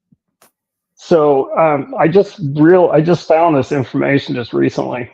It's interesting. Well, yeah, because that's why they use us as collateral, or the 14th Amendment citizen as collateral, because I'll pop a couple in the Telegram group on what I found. I'm still digesting it. I don't think I can explain it very well, but you know, it just rings true to my ears. Not only are people what they call human resources the actual and most valuable resource that literally provides all of the other resources that the elite harvest parasitically, not only are they the most valuable resource, they are a renewable resource. Think about it. I don't know. Wait till they get their robots. They can make robots. Who knows? If they fund things the way which is the way they fund them now with the Federal Reserve notes, but they put it digital, right? What they're doing is creating a renewable, they're creating a crypto, right? A digital currency that is entirely tethered to the renewable resource, just like the Federal Reserve note is now, right? Yep. That's what they're doing. But I think this is for the crypto version. Like, the crypto we version. had birth certificates and social security cards in order to fall under the, the 1933 Banking Act, where you don't have any money anymore. Give us all your gold. So this is a whole new version, which is designed to go over the top of everything. And it's even worse, Right. But the difference is now, so the Federal Reserve note represents your productive value and the property that you're projected to acquire throughout your lifetime, right? Whether that be, what you pay in taxes and the amount of currency that you can accumulate, or your automobile, the traffic tickets, all that stuff, all that, the mortgage that you eventually get for your house, all of that powers the Federal Reserve note, right? The ability to regulate the property and generate revenue from regulation like the motor vehicle code. What you're describing is there's going to be an added layer. It's going to be data. Yeah. So not just all of that other stuff, but also everything that you do that generates data that these companies find valuable, these corporations find valuable, so that they can figure out how to manipulate you and engineer your behavior to their desired effect, essentially. It's pure genius. It's pure evil is what it is. Yeah, I know. But they call it genius. But they think they're so fucking smart. They're really not, though. There's a lot of people out there that are figuring out this in real time. Not to say that people didn't do it in 1933. I think there were a lot of people that saw this bullshit coming, but not enough. Well, now, with the internet, maybe we have a chance to head it off, That's what I've been saying. I think we will.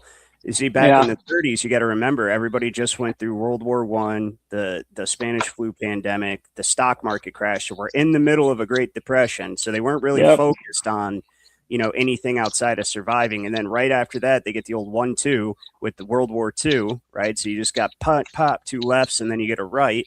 And then you're just reeling from that. Then you got the Korean War, the Vietnam War, the hippie counterculture thing that was going on. That's, and that dominated the headlines. That's all anybody was concerned about, the protests, the, Kent State shooting, all that stuff, right? And then by the time everything started to finally settle down somewhat towards the 80s, when they decided to go into a Cold War, from the 60s, after Vietnam and all that stuff up through the 80s, and things began to normalize, the entire society had been so traumatized that nobody knew how things were supposed to be from back before 1900 or 1913. Right. And there wasn't the availability of information that there is now for people to figure out what's been done. Now there is. And now people are responding to the traumas that they're trying to put the nation through by digging into them and figuring out who's responsible and then exposing it. There's this article, I'll find it on Telegram. It's one of the guys that I follow. No, not Telegram, Substack. And it was probably the one article that gave me the most amount of fear. Is he really highlighted what they did during World War II with rationing. You couldn't get tires, you couldn't buy this during this time of the week.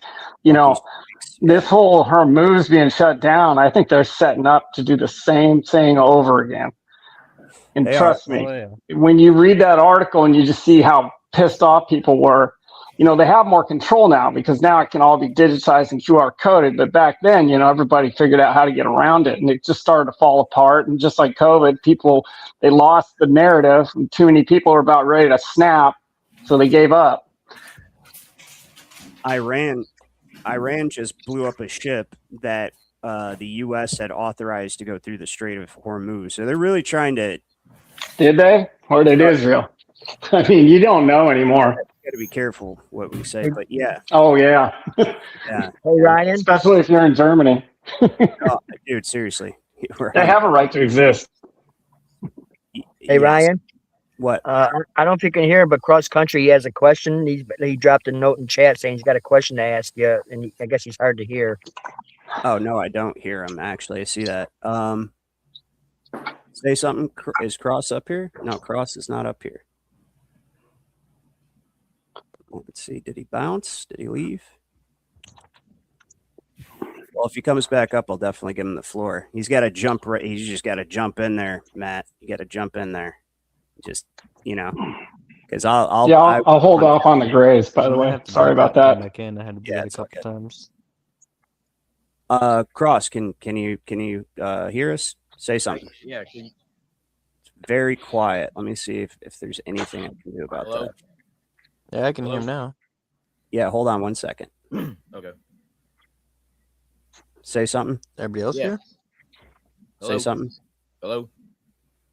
Yeah, that's better. You guys think that's better? I just turned his mic up. It's better, yeah. All right, that'll work. Okay, what's going on? Okay, this is something I've been thinking about for a minute. So, with everything what you guys were talking about, back with the Emergency Banking Act, we used to use silver and everything like that, and then they just outlawed it. They were like, nope, you can't use this anymore, and then they paid everybody off or whatever. What is to stop them from doing today with fiat currency what they did with gold back then, to just say legal tender or debt notes are illegal and you have to use this or you're not going to be able to buy anything? What's stopping them from doing that? Well, I would say infrastructure. Yeah, they're working on that right now. I would have to agree with Jeff on that. I would say, it's not going to be an easy transition. The only way that they got away with doing the Federal Reserve notes is because they did some sleight of hand. We're not supposed to be using paper as legal tender anyways. Yeah, I know it's that. in the Constitution, Article 1, Section 10. No thing but gold and silver shall be used as legal tender in the payment of debts. So what they did was in 1913, when the Federal Reserve was created, they issued gold and silver certificates. So it was like a constitutional gray area because you are using gold and silver as currency. You're just, you're creating an intermediary between the individual and the gold and silver, that paper intermediary where, instead of having to carry around gold, they can just carry around paper. The system the Templars used is the exact system Yep. the Templars used. Yeah, I know So about that. they invented it. Convenience. Yeah. So, and then of course, after 20 years, by 1933, everyone was already used to using paper as currency. So when they did the little subtle shift from the certificates, stop saying certificate, started saying debt note, right? Note, Federal Reserve notes, a debt note. Nobody really noticed, and then they did a lot of people did, but not enough. It wasn't as big of enough change immediately to call. And plus, again, everybody's going through the Great Depression, just went through a world war, about to go through another world war, all this type of stuff. It just were, I think they were wiped out as if they just didn't care. They're like, it's not that big of a difference. Well, it also still worked as currency, so to them it had no difference of effect. Exactly. To the youngins, I think the older ones didn't like it. Didn't have No, I believe that's true. Yeah. And then, but this change from actual physical currency, they've been trying to get people on board and get primed for this, socially conditioned to accept digital currency by introducing debit cards. Yeah, they've been doing a good job. And credit cards. Yep. We've But had still, it for a long time. Yeah. Hey, they still contain a little bit of gold in them. Come on. But they haven't gotten people to the point where, they prefer digital over. There's still a lot of people that prefer cash. Cash is king. There's still a lot of businesses that, hey, prefer cash. Cash is king. They'll charge you extra if you use a card, stuff like that. So, isn't that a parallel to what happened in the 30s though?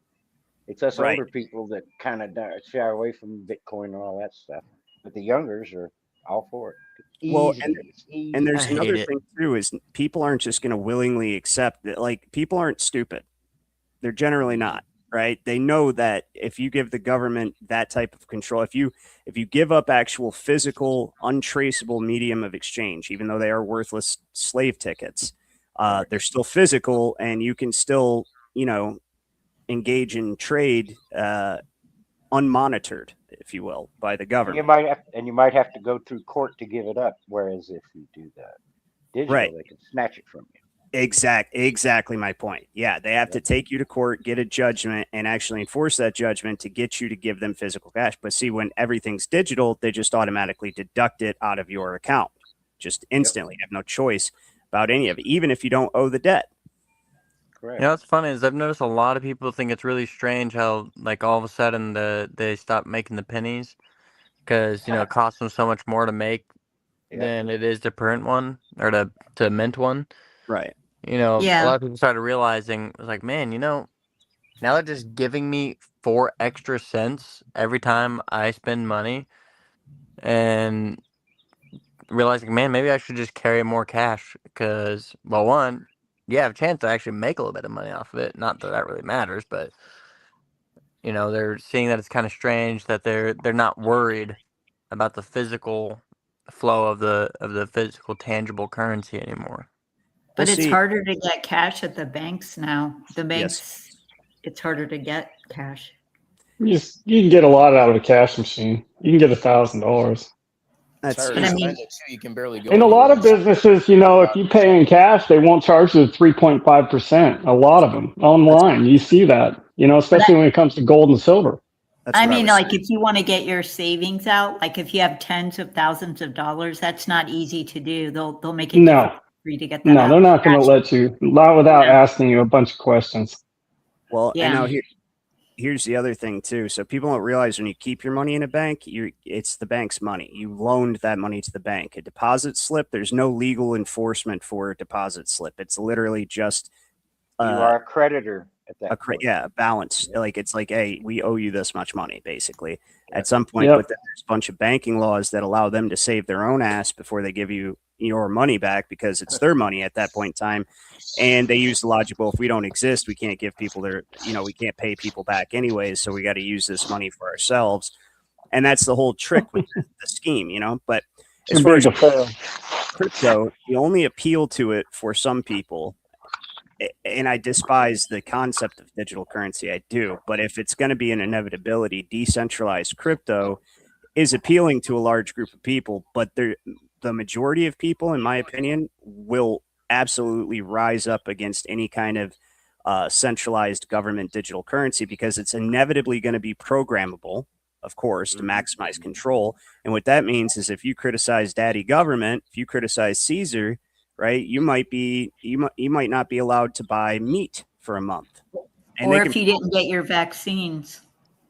Right. They can program. We got to be careful with what we say. But oh, I'm sorry. Yeah. Sorry. Yeah. Code There was words. that one guy that was talking about trying to find a way to kill millions of us anyway. I mean, Bill Gates. Bill Gates, yeah. right. So Hey, Ryan, we because can this is a say private that. membership stream, do we still have to watch what we say? yes. Just in case? Yeah. Really? Yeah, it's I think that's why you got This is booted a in the first place, PMA. wasn't it? sort Yeah. of, but they On still- their server. On there, yeah, whatever. Yeah. Okay. terms and conditions apply. Yeah. So We got to get Ryan to get a server, then we're okay. Okay.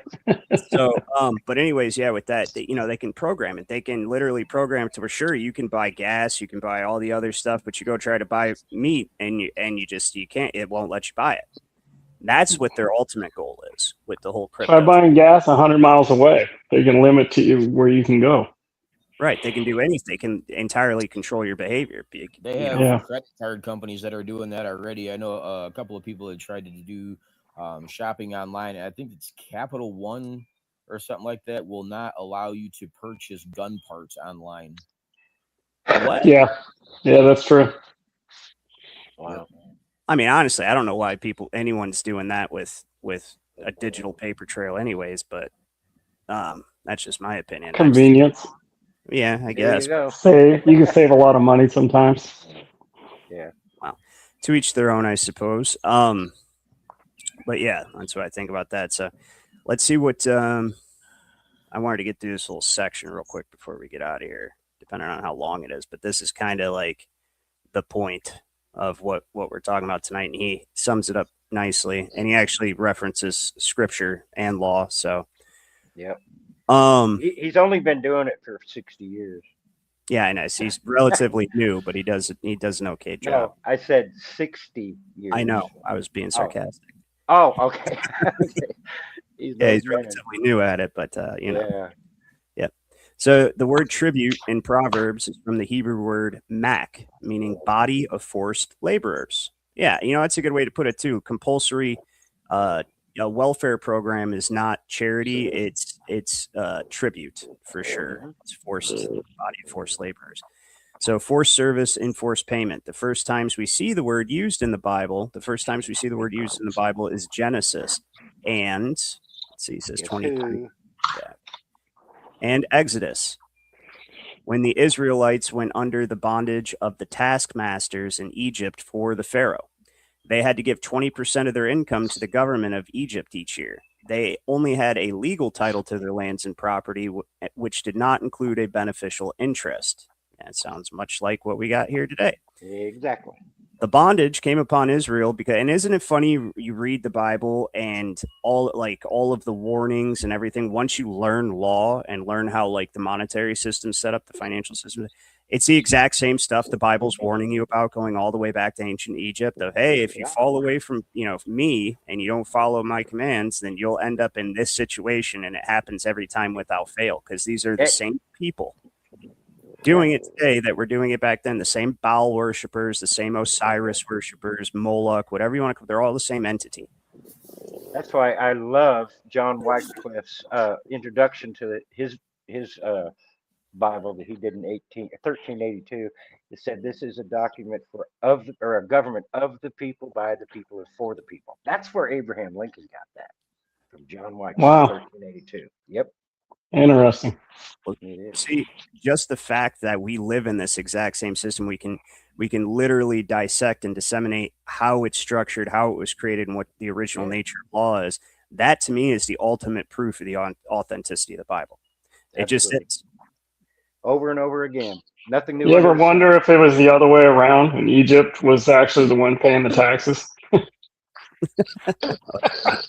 I'm telling you, you never know. It could be an inversion. Or did you ever think that maybe they are the Egyptians?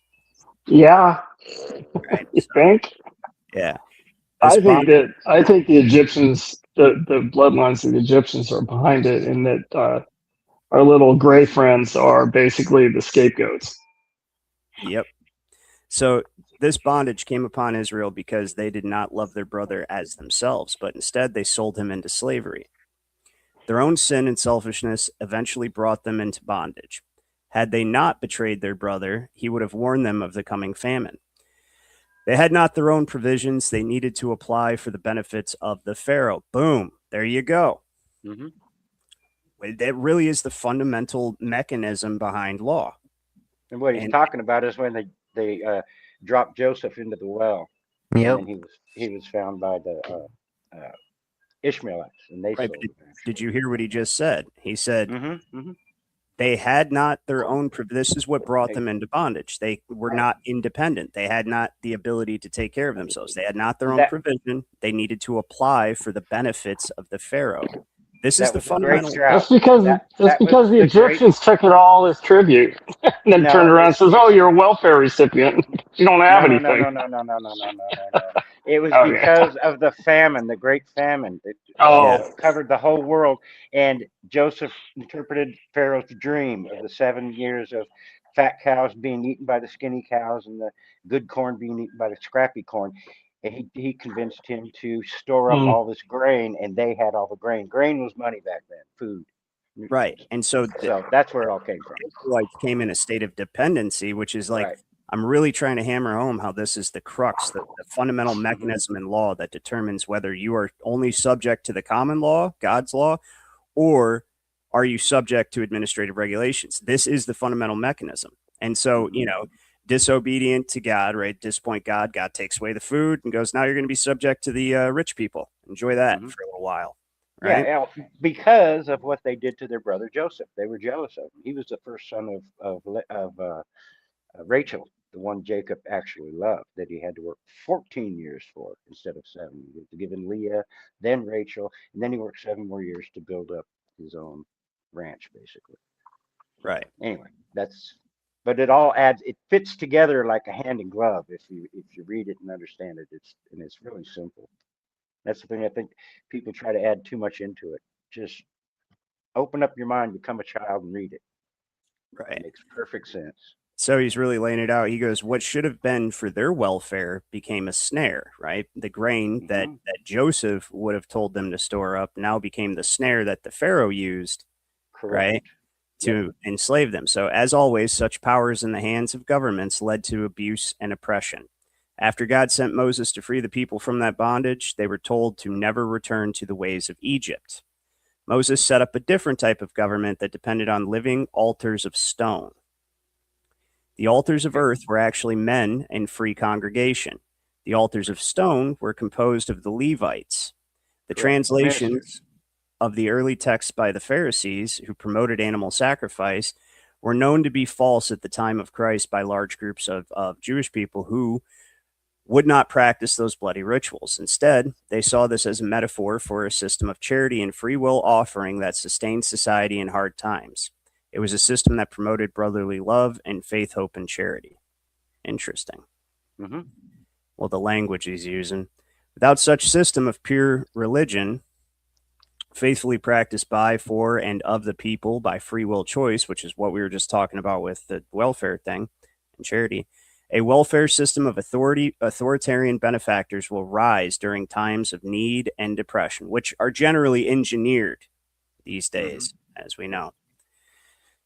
Those systems of men will bind the people under a new rule that is not of God, but of men. As the people vest or neglect altogether more and more of their God-given responsibilities into the power of institutions they make for themselves, they will diminish access to those rights. The people soon find themselves victims of their own rejection of God and subject to tyrants.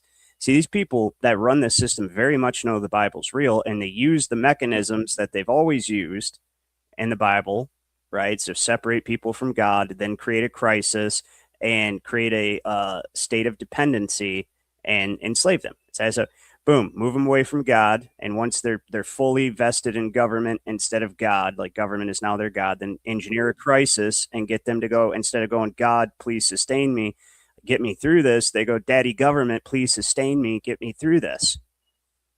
Yep. That's simple.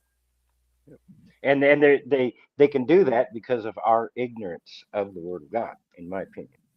And this is why the heliocentric lie exists. This is why the dinosaur BS exists. This is why evolution BS exists. This is why the, certain other theories that allowed the last 5 years to happen that are completely patently false exist.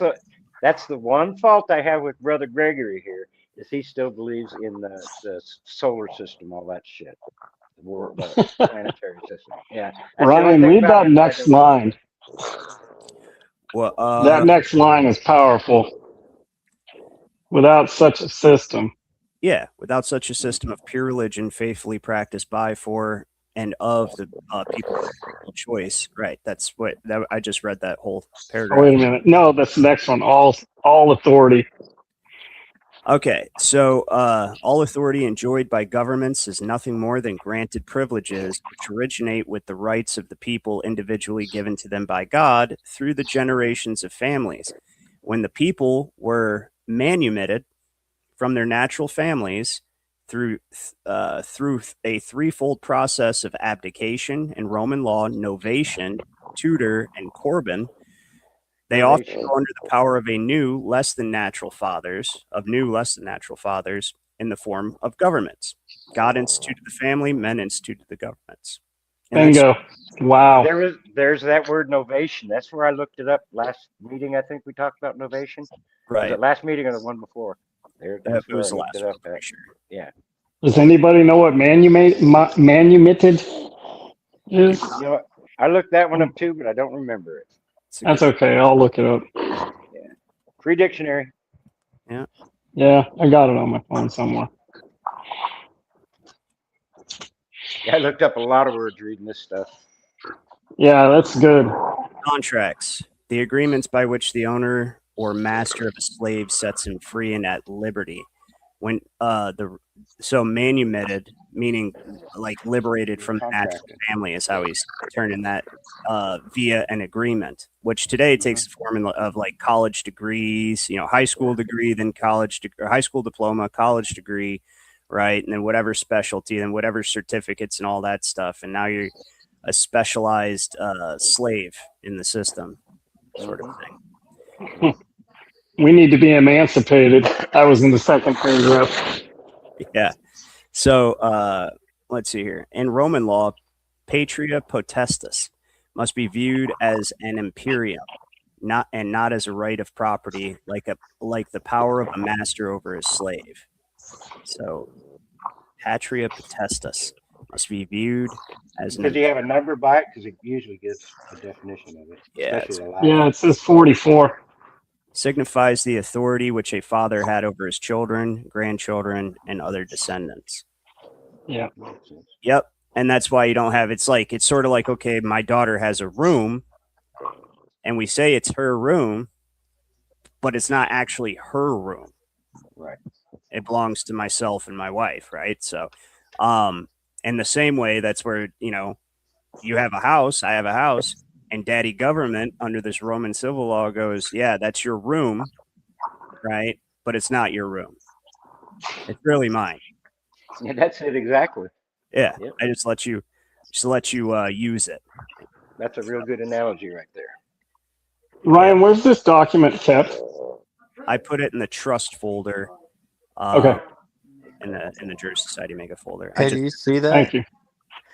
So, when you guys brought up novation last time, so you can pretty much novate any contract you've ever had. Yep. And it's for basically rewording the things you're consenting to and agreeing to. Actually, number 41 right there, it says is the definition they use for novation.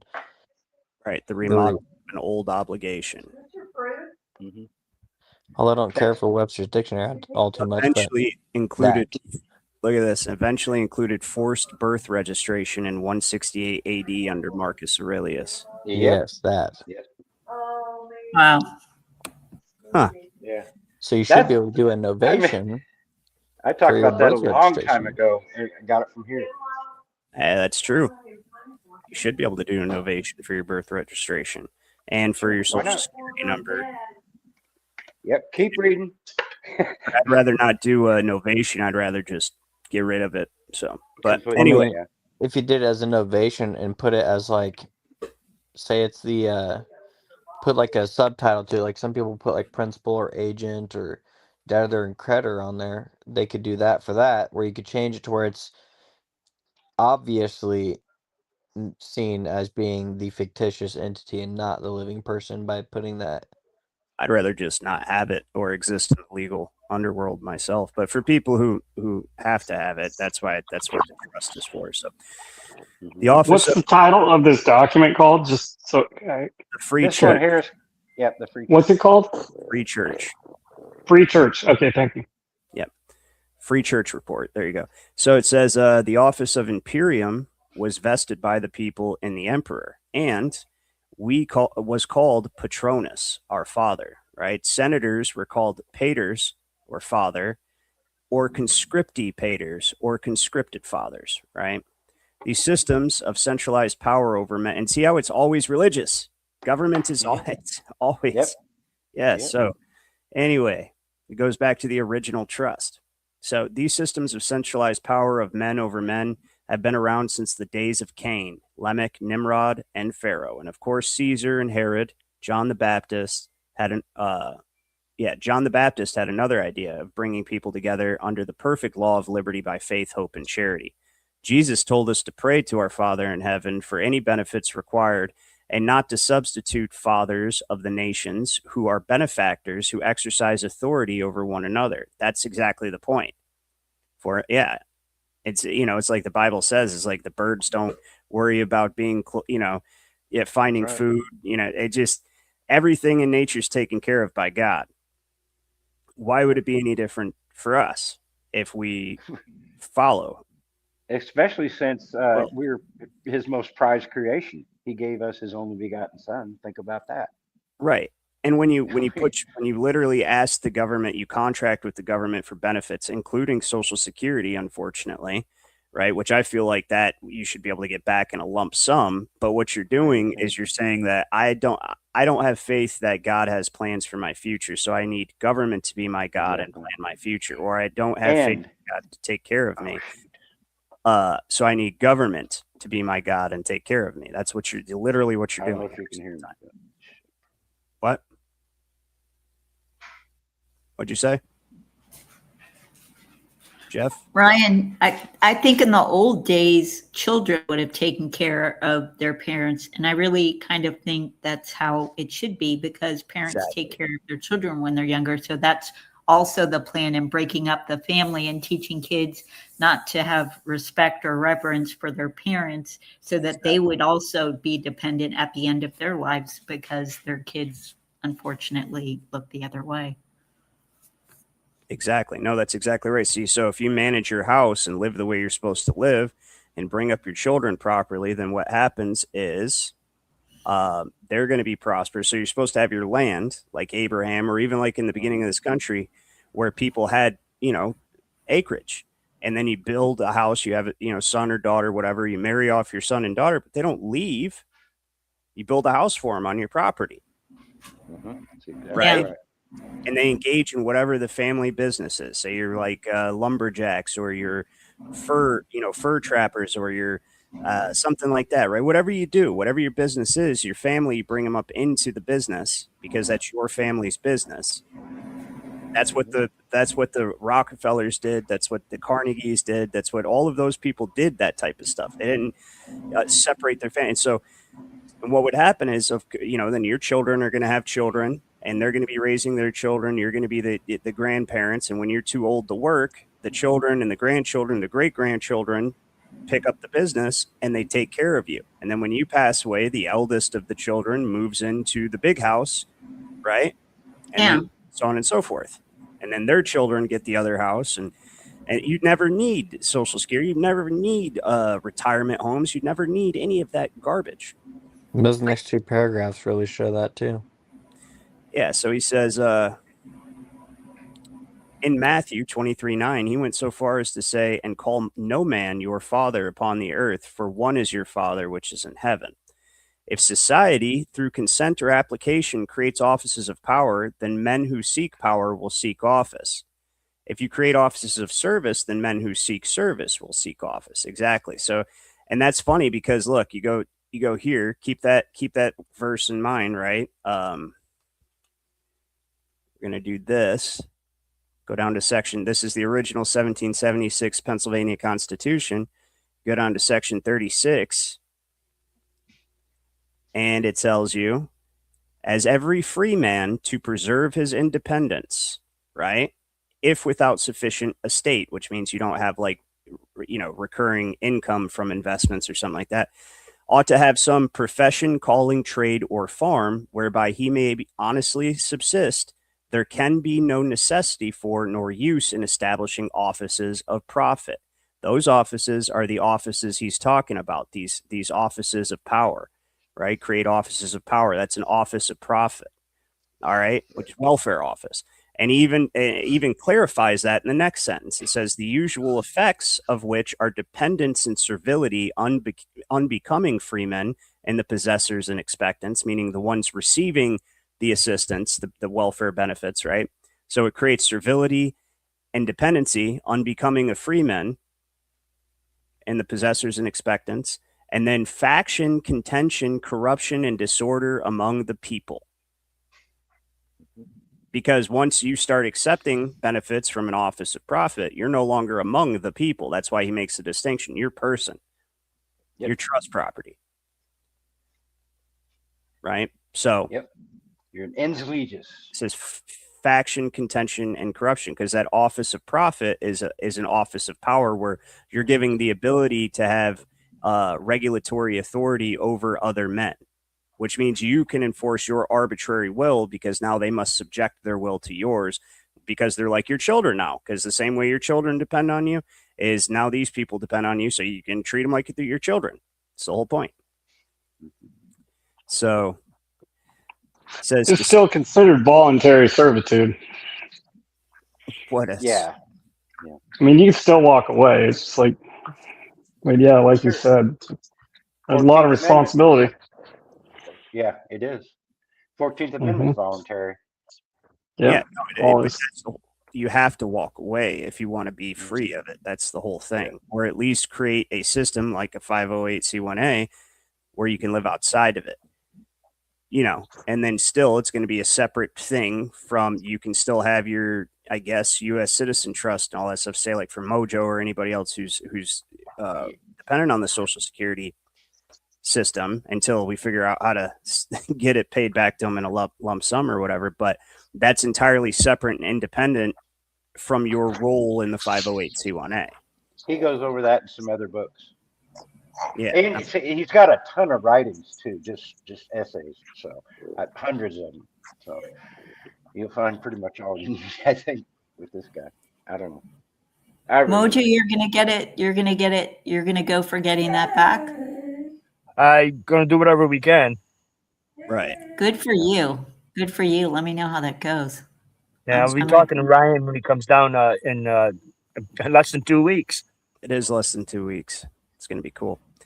So so where are we? Okay, yeah. So if you create offices of service, men who seek service will seek office, and that makes perfect sense. And they only got paid per diem originally, right? The congressmen, they only got paid per diem. They didn't just get paid year-round salaries for doing absolutely nothing but screwing us over. It was just structured far different to where it was service back then. Exactly. Now it's insider trading. Now it's raw power. No doubt. Now, apparently, Lindsey Graham's sister just gets to take his congressional seat because she's got the right blood and connections and whatnot. It is all power now. It's Rome. It's literally Rome. So yeah, it's 100 Games. To seek the kingdom and his righteousness, the faithful are required by Christ to serve for to strive for justice and mercy for all, without coveting their neighbor's goods, through the agency of those benefactors who force the contributions of the people. Amen to that. They must learn to care about their neighbor's rights and needs as much as they care about their own.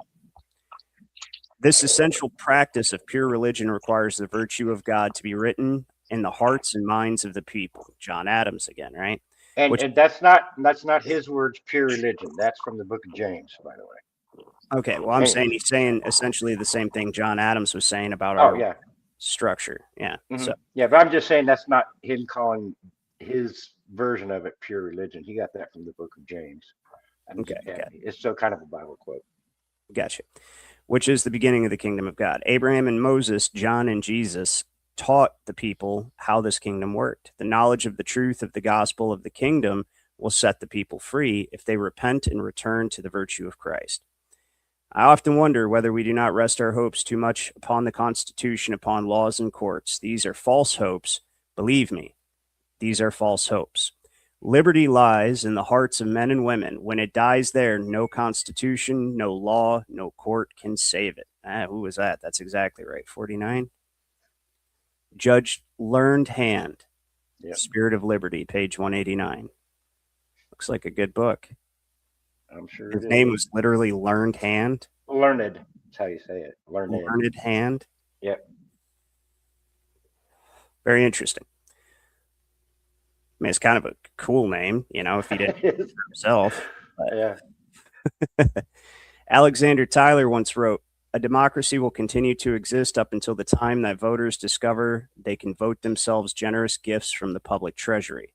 From that moment on, the majority always votes for the candidates who promise the most benefits from the public treasury, with the result that every democracy will finally collapse over loose fiscal policy, which is always followed by a dictatorship." It looks like we're at this last stage right here. He went on to say that during the average age of most great civilizations, they will undergo the following sequence: from bondage to spiritual faith, from spiritual faith to great courage, from courage to liberty, from liberty to abundance, from abundance to complacency, from complacency to apathy, from apathy to dependence, and from dependence back into bondage. That was Alexander Tyler, professor of history at Edinburgh, Scotland, writing about the fall of the Athenian Republic. Yeah, well, What was this like 3 years ago when I started listening to your podcast? This is amazing. I'm impressed. It's very good. Mojo found, or not Mojo, Jeff found this. Jeff found this? Bravo, Jeff. Yep. Well, I found it. I looked into LB Bork. He's another guy like Ryan. Only thing, he wants $2,000 or $3,000 to do it for you. Yeah, he's a fraud. Yeah, What's his name? but LB Bork. But he gets some of his stuff from this guy here, Brother Gregory. That's what he calls himself. Gregory Williams is his name.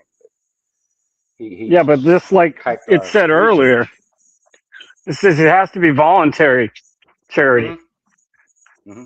Mm-hmm. That's the problem. You know, Ryan said it a long time ago, and he's always impressed me with that. He says, listen, you know, the tide raises all boats, you know, and that's right. You know, if people want to like provide charity, so be it, you know, but I'm not going to force it or withhold information. So. Right. No, this guy will give you everything for free. Everything. Yeah. And he's a sheep herder out in the high desert of Oregon. That's what he does. So he's not a rich man by any means. One of the this is a different guy than the Bork? Oh no, yeah, this is not Bork. No, this is Gregory. Oh, okay. Yeah. Sorry, I was too busy thinking about saying something nice about Ryan.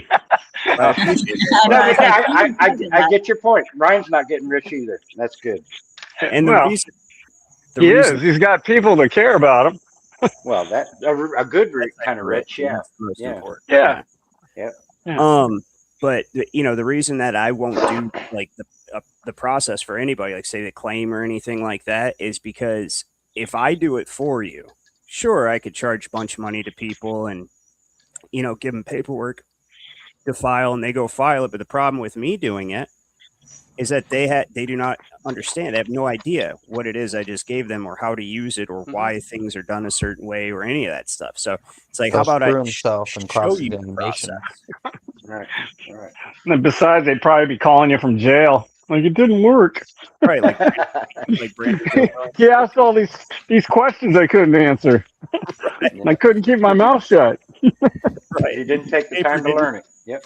The paper didn't just automatically work on its own. Yeah, no. Yeah, exactly. They're gonna shit test you. Right. Yeah. So, yeah. So that was the. Did we? Yep. We got the whole section. So, all right, we're going on 2.5 hours. Oh, go Yeah, I ahead, saw Corey. your dad just fired up his live stream. Well, cool. Everybody can hop on over there after the meeting and listen to him talk about how much he hates Trump or something. I'm not really sure. What's he been talking about lately? Oh, you know he's going to talk about Lindsey Graham. Oh yeah, that's probably what he's going to be doing. Yeah. And especially if that thing about his sister Yeah. taking that office is true. He's definitely needs to talk about that. It's kind of wild, man. That's just in your face. This isn't your government anymore. This is Ryan, are you going to become that cynical? No. I try not. Yeah, I know it's a bad habit. Well, I see the light at It the is end. funny though. It is funny. It is very funny, but sometimes it's not such a good thing to practice. But I do think that, well, yeah, because you just end up being miserable all the time. I do think we have a good chance at finding a happy medium in the way this whole new age system plays out, at least until God comes and wipes away whatever he's going to do. But it's because of the amount of people that are waking up, right? Never in my life did I think I would see this many people wake up.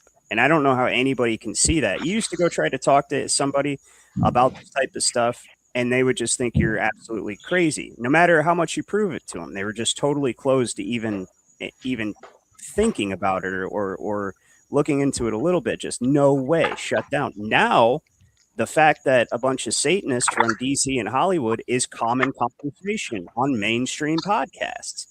Like it's just, it's a matter of fact now that we know this, right? Look how the people are reacting to, say, like, for instance, and the people going and firing their entire, city council or county board of commissioners, getting rid of about half of them.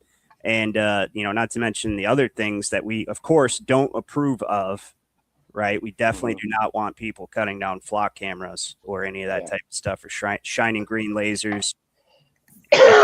No, you just do your damage in place. Robin. Oh, sorry. But although you're more than welcome to go to your local town council and talk to them about it. There you go. Yeah. That's honestly, that's the most effective thing you can do is fire them. See, that's where the people have the most control, and that's why our original structure was set up the way it was, where, like, say that, the local council and the county sheriff are the most powerful individuals in the entire nation, like to anybody under a grand jury.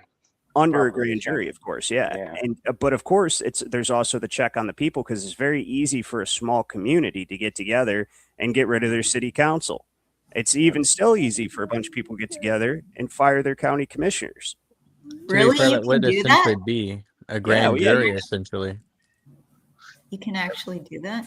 Yep, you can pass around a petition to call a special election and vote them if you get enough people on board in your community. Oh yeah.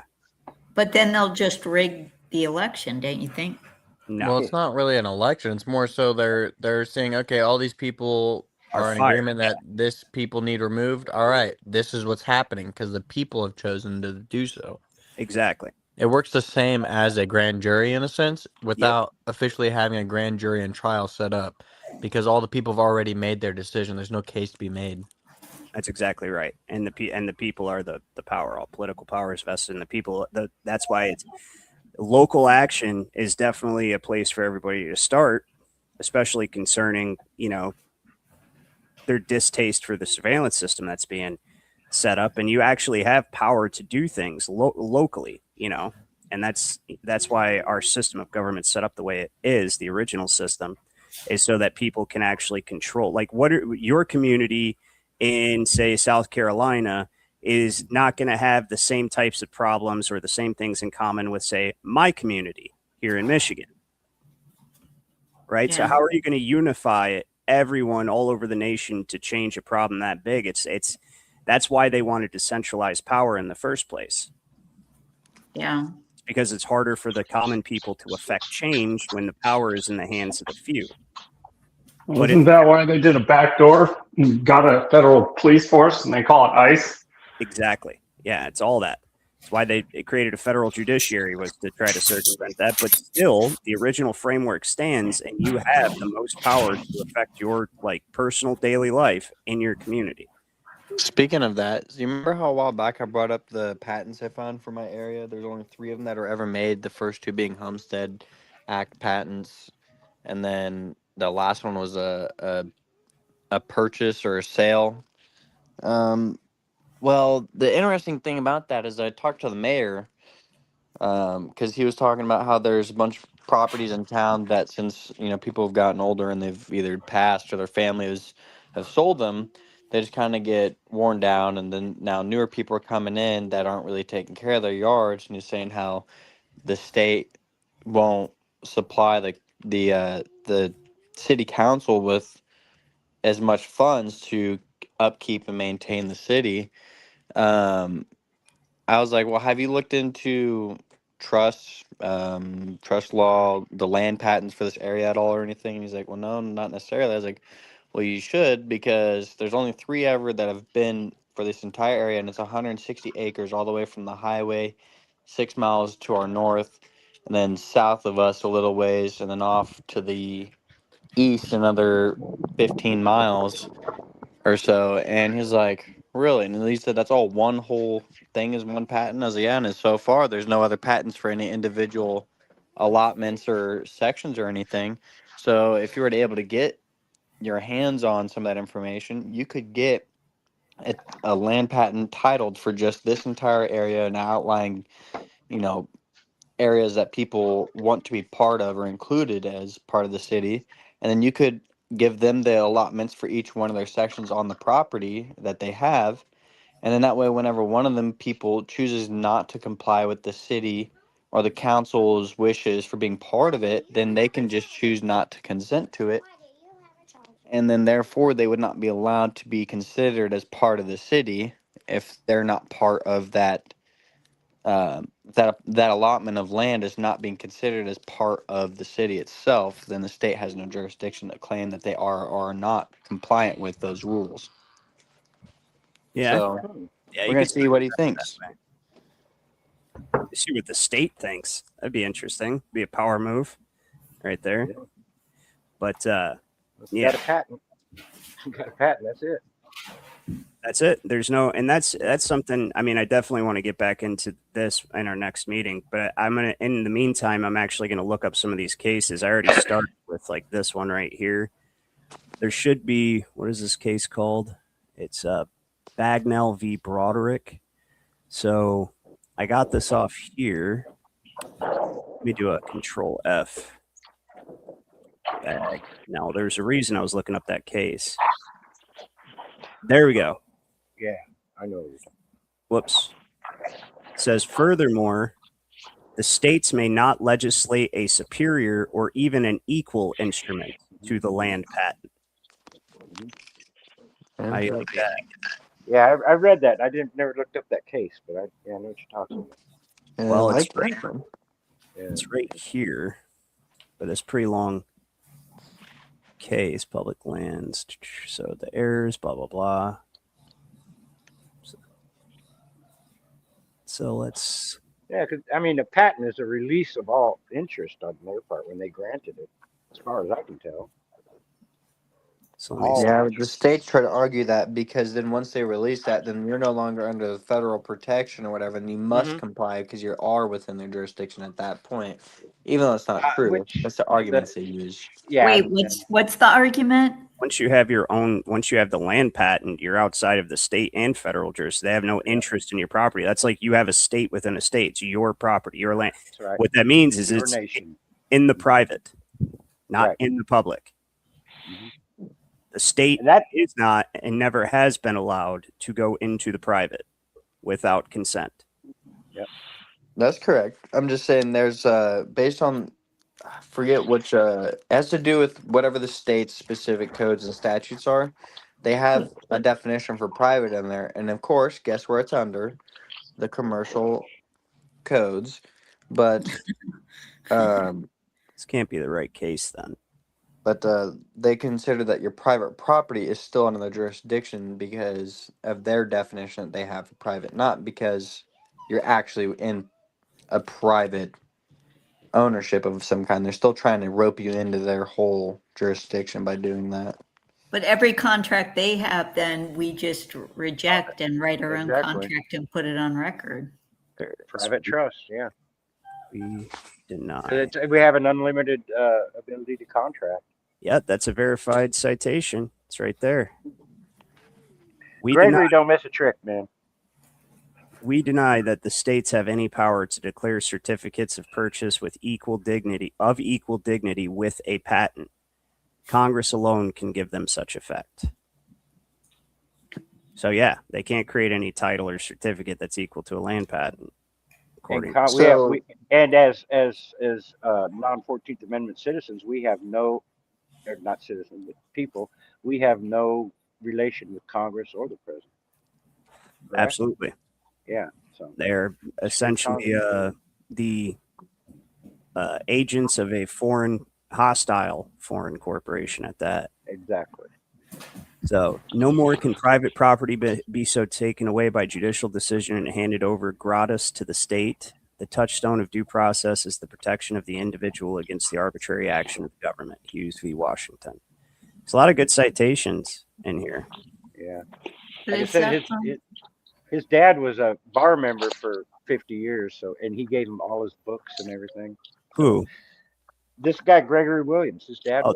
This is not this isn't Gregory Williams, is Oh, it?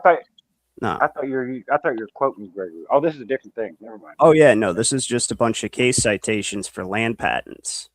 Oh, okay. Where'd you find that, Ryan? I don't even know. You know how it is when I research, I just find stuff. Yeah, I have a quick question. So I went over to the Jurist folder in the Mega Drive, and I've got the Jurist folder, and there's 91 documents in it, but there are no folders in that folder. Am I seeing that correctly? What? Or is it because I haven't used? Oh man, mine does not look like that. Well, maybe I need to update my Mega somehow. You'll have to re-click on the link and reload it. I've had to do that a couple times, so otherwise all the folders don't automatically update either. Yeah, because I don't see anything that looks like that. All right, I'll look into it. I just wanted to make sure. Sorry, thanks for doing that. Yeah, resend a link. So. Yeah, last time you did that though, it didn't work. I had to type in key to search inside of the Telegram, and then look for the one that was before the most recent. Oh, you're saying I need to get a link from Ryan to get it updated? Yeah, that it should be. I can't just do it through my folder, my Mega Drive. Yeah, no, it's not. That wasn't the issue. I tried that too. Basically, you have to look for the link that was sent in the Telegram, or if you got one in your email, and re-upload that link, and it should update it. Interesting. All right. Well, I'll deal with that later. Kind of stupid, but yeah. Yeah, because I only showed 91 documents in the Jurist folder. I don't see any folders. Looks like somebody went in and did a great job on updating it. Look at this one. This is interesting. It says, acting within its discretion, Congress determined that in order to promptly dispose of public lands and bring about their permanent occupation and development, it was proper to create the designated exemption, and we are unable to say that the conclusion was ill-founded or that the means were either prohibited or not appropriate to the adequate performance of the high duties which the legislature owed to the public. So the effect of this legislation was to give the patentee, once the patent was perfected via the proper procedure, an ability to hold title that is nearly absolute. Nearly. No, it is absolute. But see, they might be just considering like eminent domain type stuff, which still I don't subscribe to that. It's yeah, there's some good citations. sorry, do you know who Kat Esplenda is, Ryan? Who what? She's on Rumble. She's friends with the one woman who I guess she didn't know her processes. The Nikki, the woman with the blonde hair, the pretty woman. That I went into the court. I don't know. You had one of her videos, but anyway, so she had I don't know what happened. I wrote her, and the gist of my email was just curious, like, what happened and would you like to be supported or whatever. And she did not write me back. I think she has a lot of people, but she had a patent and they took it from her. But she was really making a mockery of the sheriff, like she was putting them all on video on her videos all the time. So I do think it really charged them up. But I just don't know how they were able to do that, because they took her they had a fake auction and she called them out on that. And there was an investor who's like kind of been with City Hall and he had bars all over town or whatever. So he was the one that got her property, and he came to her house to let her know he had purchased it. And she was showing him that she had an alloidial title, and that, that therefore he wasn't going to be getting it. Well, it took several more months, but somehow they did get it from her. And I'm just wondering, that's the one thing I'm just wondering, like, where she messed up, if there's something. She probably didn't mess up.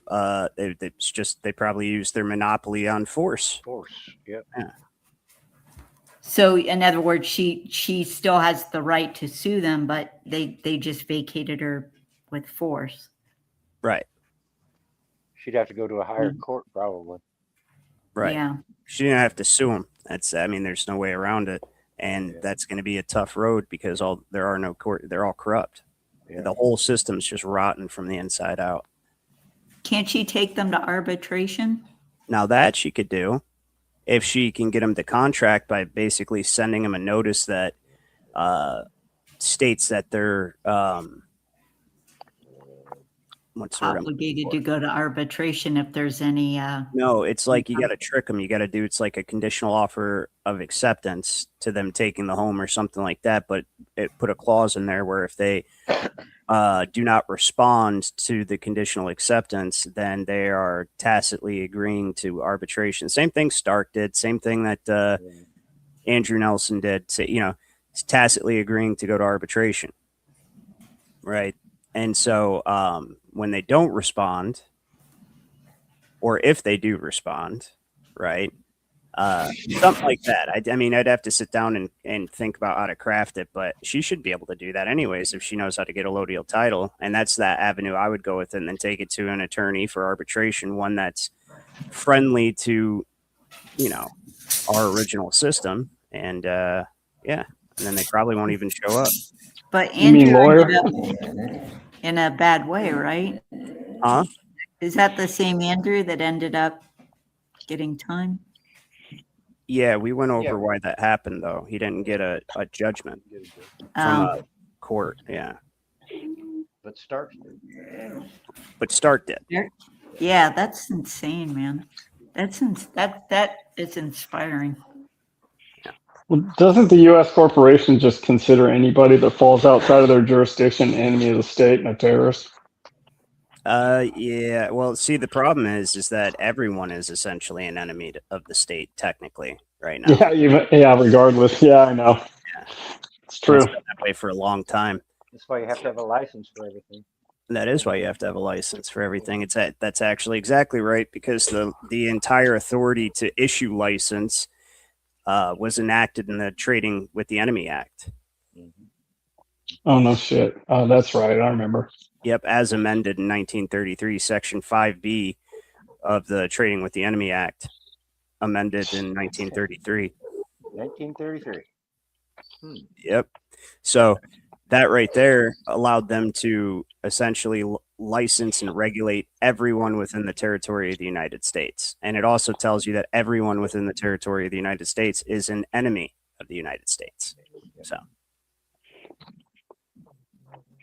but And as if we couldn't figure that out by the fact that they are, you know, all of the agencies that they, administrative agencies that they created, quote unquote, for our welfare are constantly actively engaged in trying to shorten our lifespan and enslave us. So, yeah, the Would that FDA, only refer to Washington D.C. though?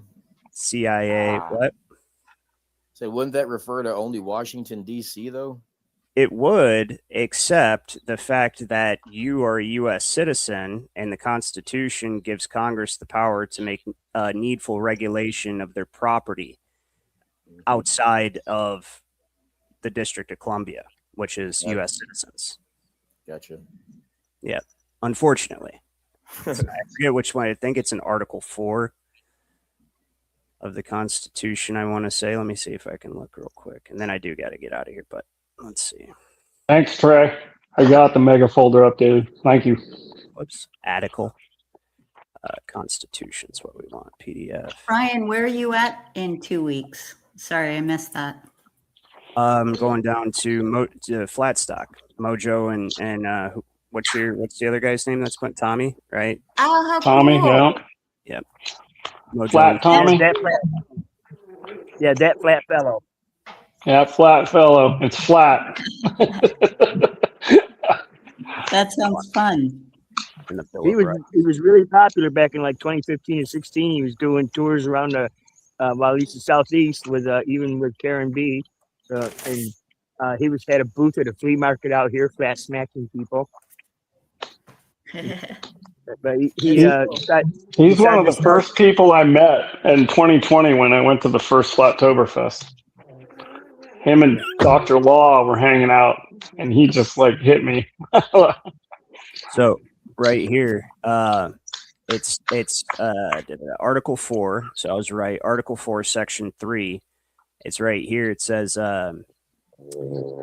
Congress shall have power to dispose of and make all needful rules and regulations respecting the territory or other property belonging to the United States, and nothing in this Constitution shall be construed as to prejudice any claims of the United States or of any particular state. So with like things like the Social Security Act, where they created 10 or 12 Social Security zones, I forget how many there is.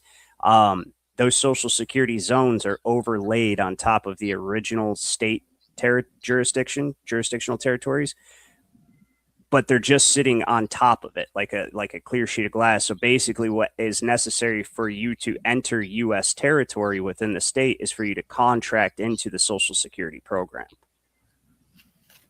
And when you contract in the Social Security program, you have literally entered federal territory, even though you haven't physically gone anywhere. And your employees. So getting rid of the number removes that piece of glass. That's right. Yep. That's why I focus so much on the Social Security number all the time. And like, that's what you get rid of that. There's no account for them to make an attachment to. You're worthless to them. Yep. You end up becoming worthless. You know, you pull up behind, they pull up behind, you can't even, so without a Social Security number, you can't have an account with the Secretary of State or the DMV, whoever issues your license, depending on what it's like. Here in Michigan, it's the Secretary of State, but in a lot of states, it's the DMV. So, and it's all the same thing anyway, but they can't, because that by executive order, that number has to exist for any additional administrative account numbers to be issued. And we looked at that, executive order a couple meetings ago, and that is the case too. So, doesn't that effectively debank you? Well, yeah, it would debank you. Yeah. So like everything that I've got sitting in like Charles Schwab, for example, they'd just take it because I can't prove who I am anymore. Well, obviously what you'd want to do before you got rid of your Social Security number is liquidate your assets. And then now we're back to what Faye was saying. Good luck. They won't give it to you.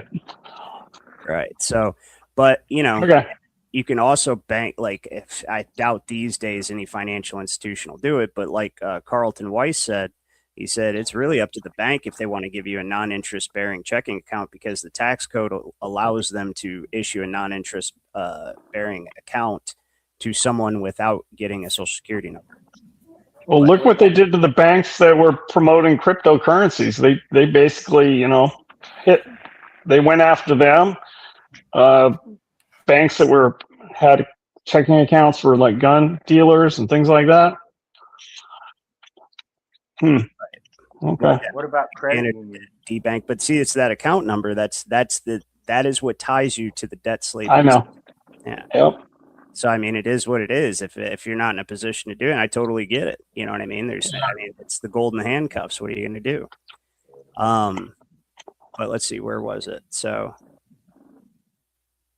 yeah, so hereafter, any federal department, establishment, or agency, whenever the head thereof finds it advisable to establish a new system of permanent account numbers, like a driver's license number, pertaining to individual persons, utilize exclusively the Social Security Act account number. So it has to all be tied to that one account, because that account is the public trust account that they're using to back the issuance of, well, even Federal Reserve notes and all other commercial paper, mortgages, car loans and bonds and traffic tickets and all the commercial paper that's being generated by, whether it be a court or a bank, because they're all banks. Like the courts are banks. They're part of the Federal Reserve System, generating unregistered securities on a daily basis, and then investing them in the court registry investment system, the CRIS system.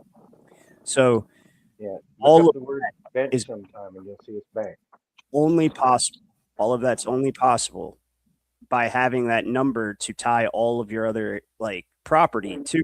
That's ultimately what it is to tie all your registrable property to one central account number, so that they can actually quantify, measure, and monetize your productive value in real time. I figured out if I just go out and buy a lot of heavy equipment that's not licensed, like your car gets licensed, you register your car, but like big pieces of like $100,000 piece of heavy equipment isn't registered. Right. So you go and liquidate, you put it all into like material assets, I suppose. Yeah. Okay. I'm just thinking off the cuff.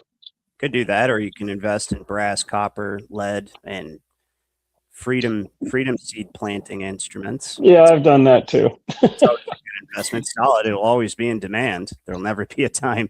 In fact, it might be in more demand here soon than it has been in a long time. But yeah, so that's the point.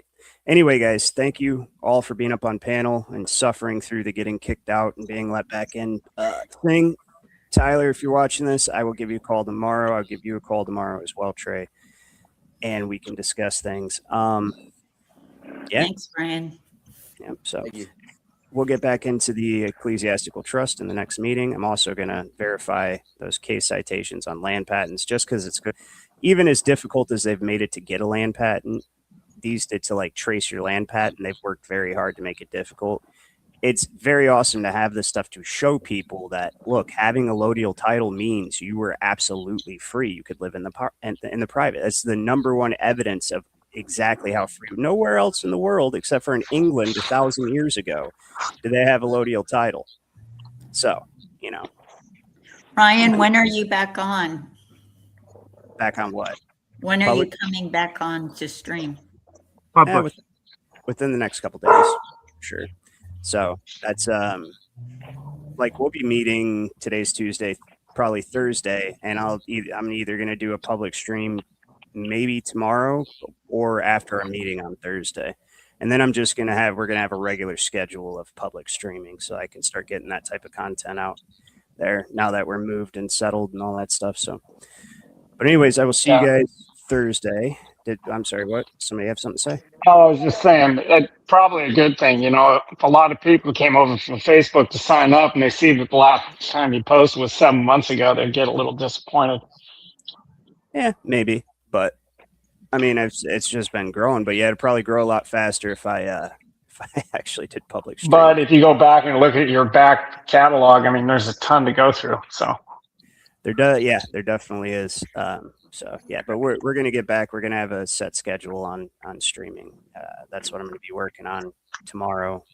It's figuring that out. So, but anyways, you guys have an awesome night, and I'll see you guys Thursday. Yeah. Good night, Ryan. By the way, Ryan.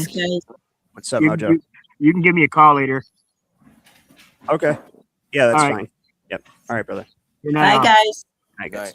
Have a good night.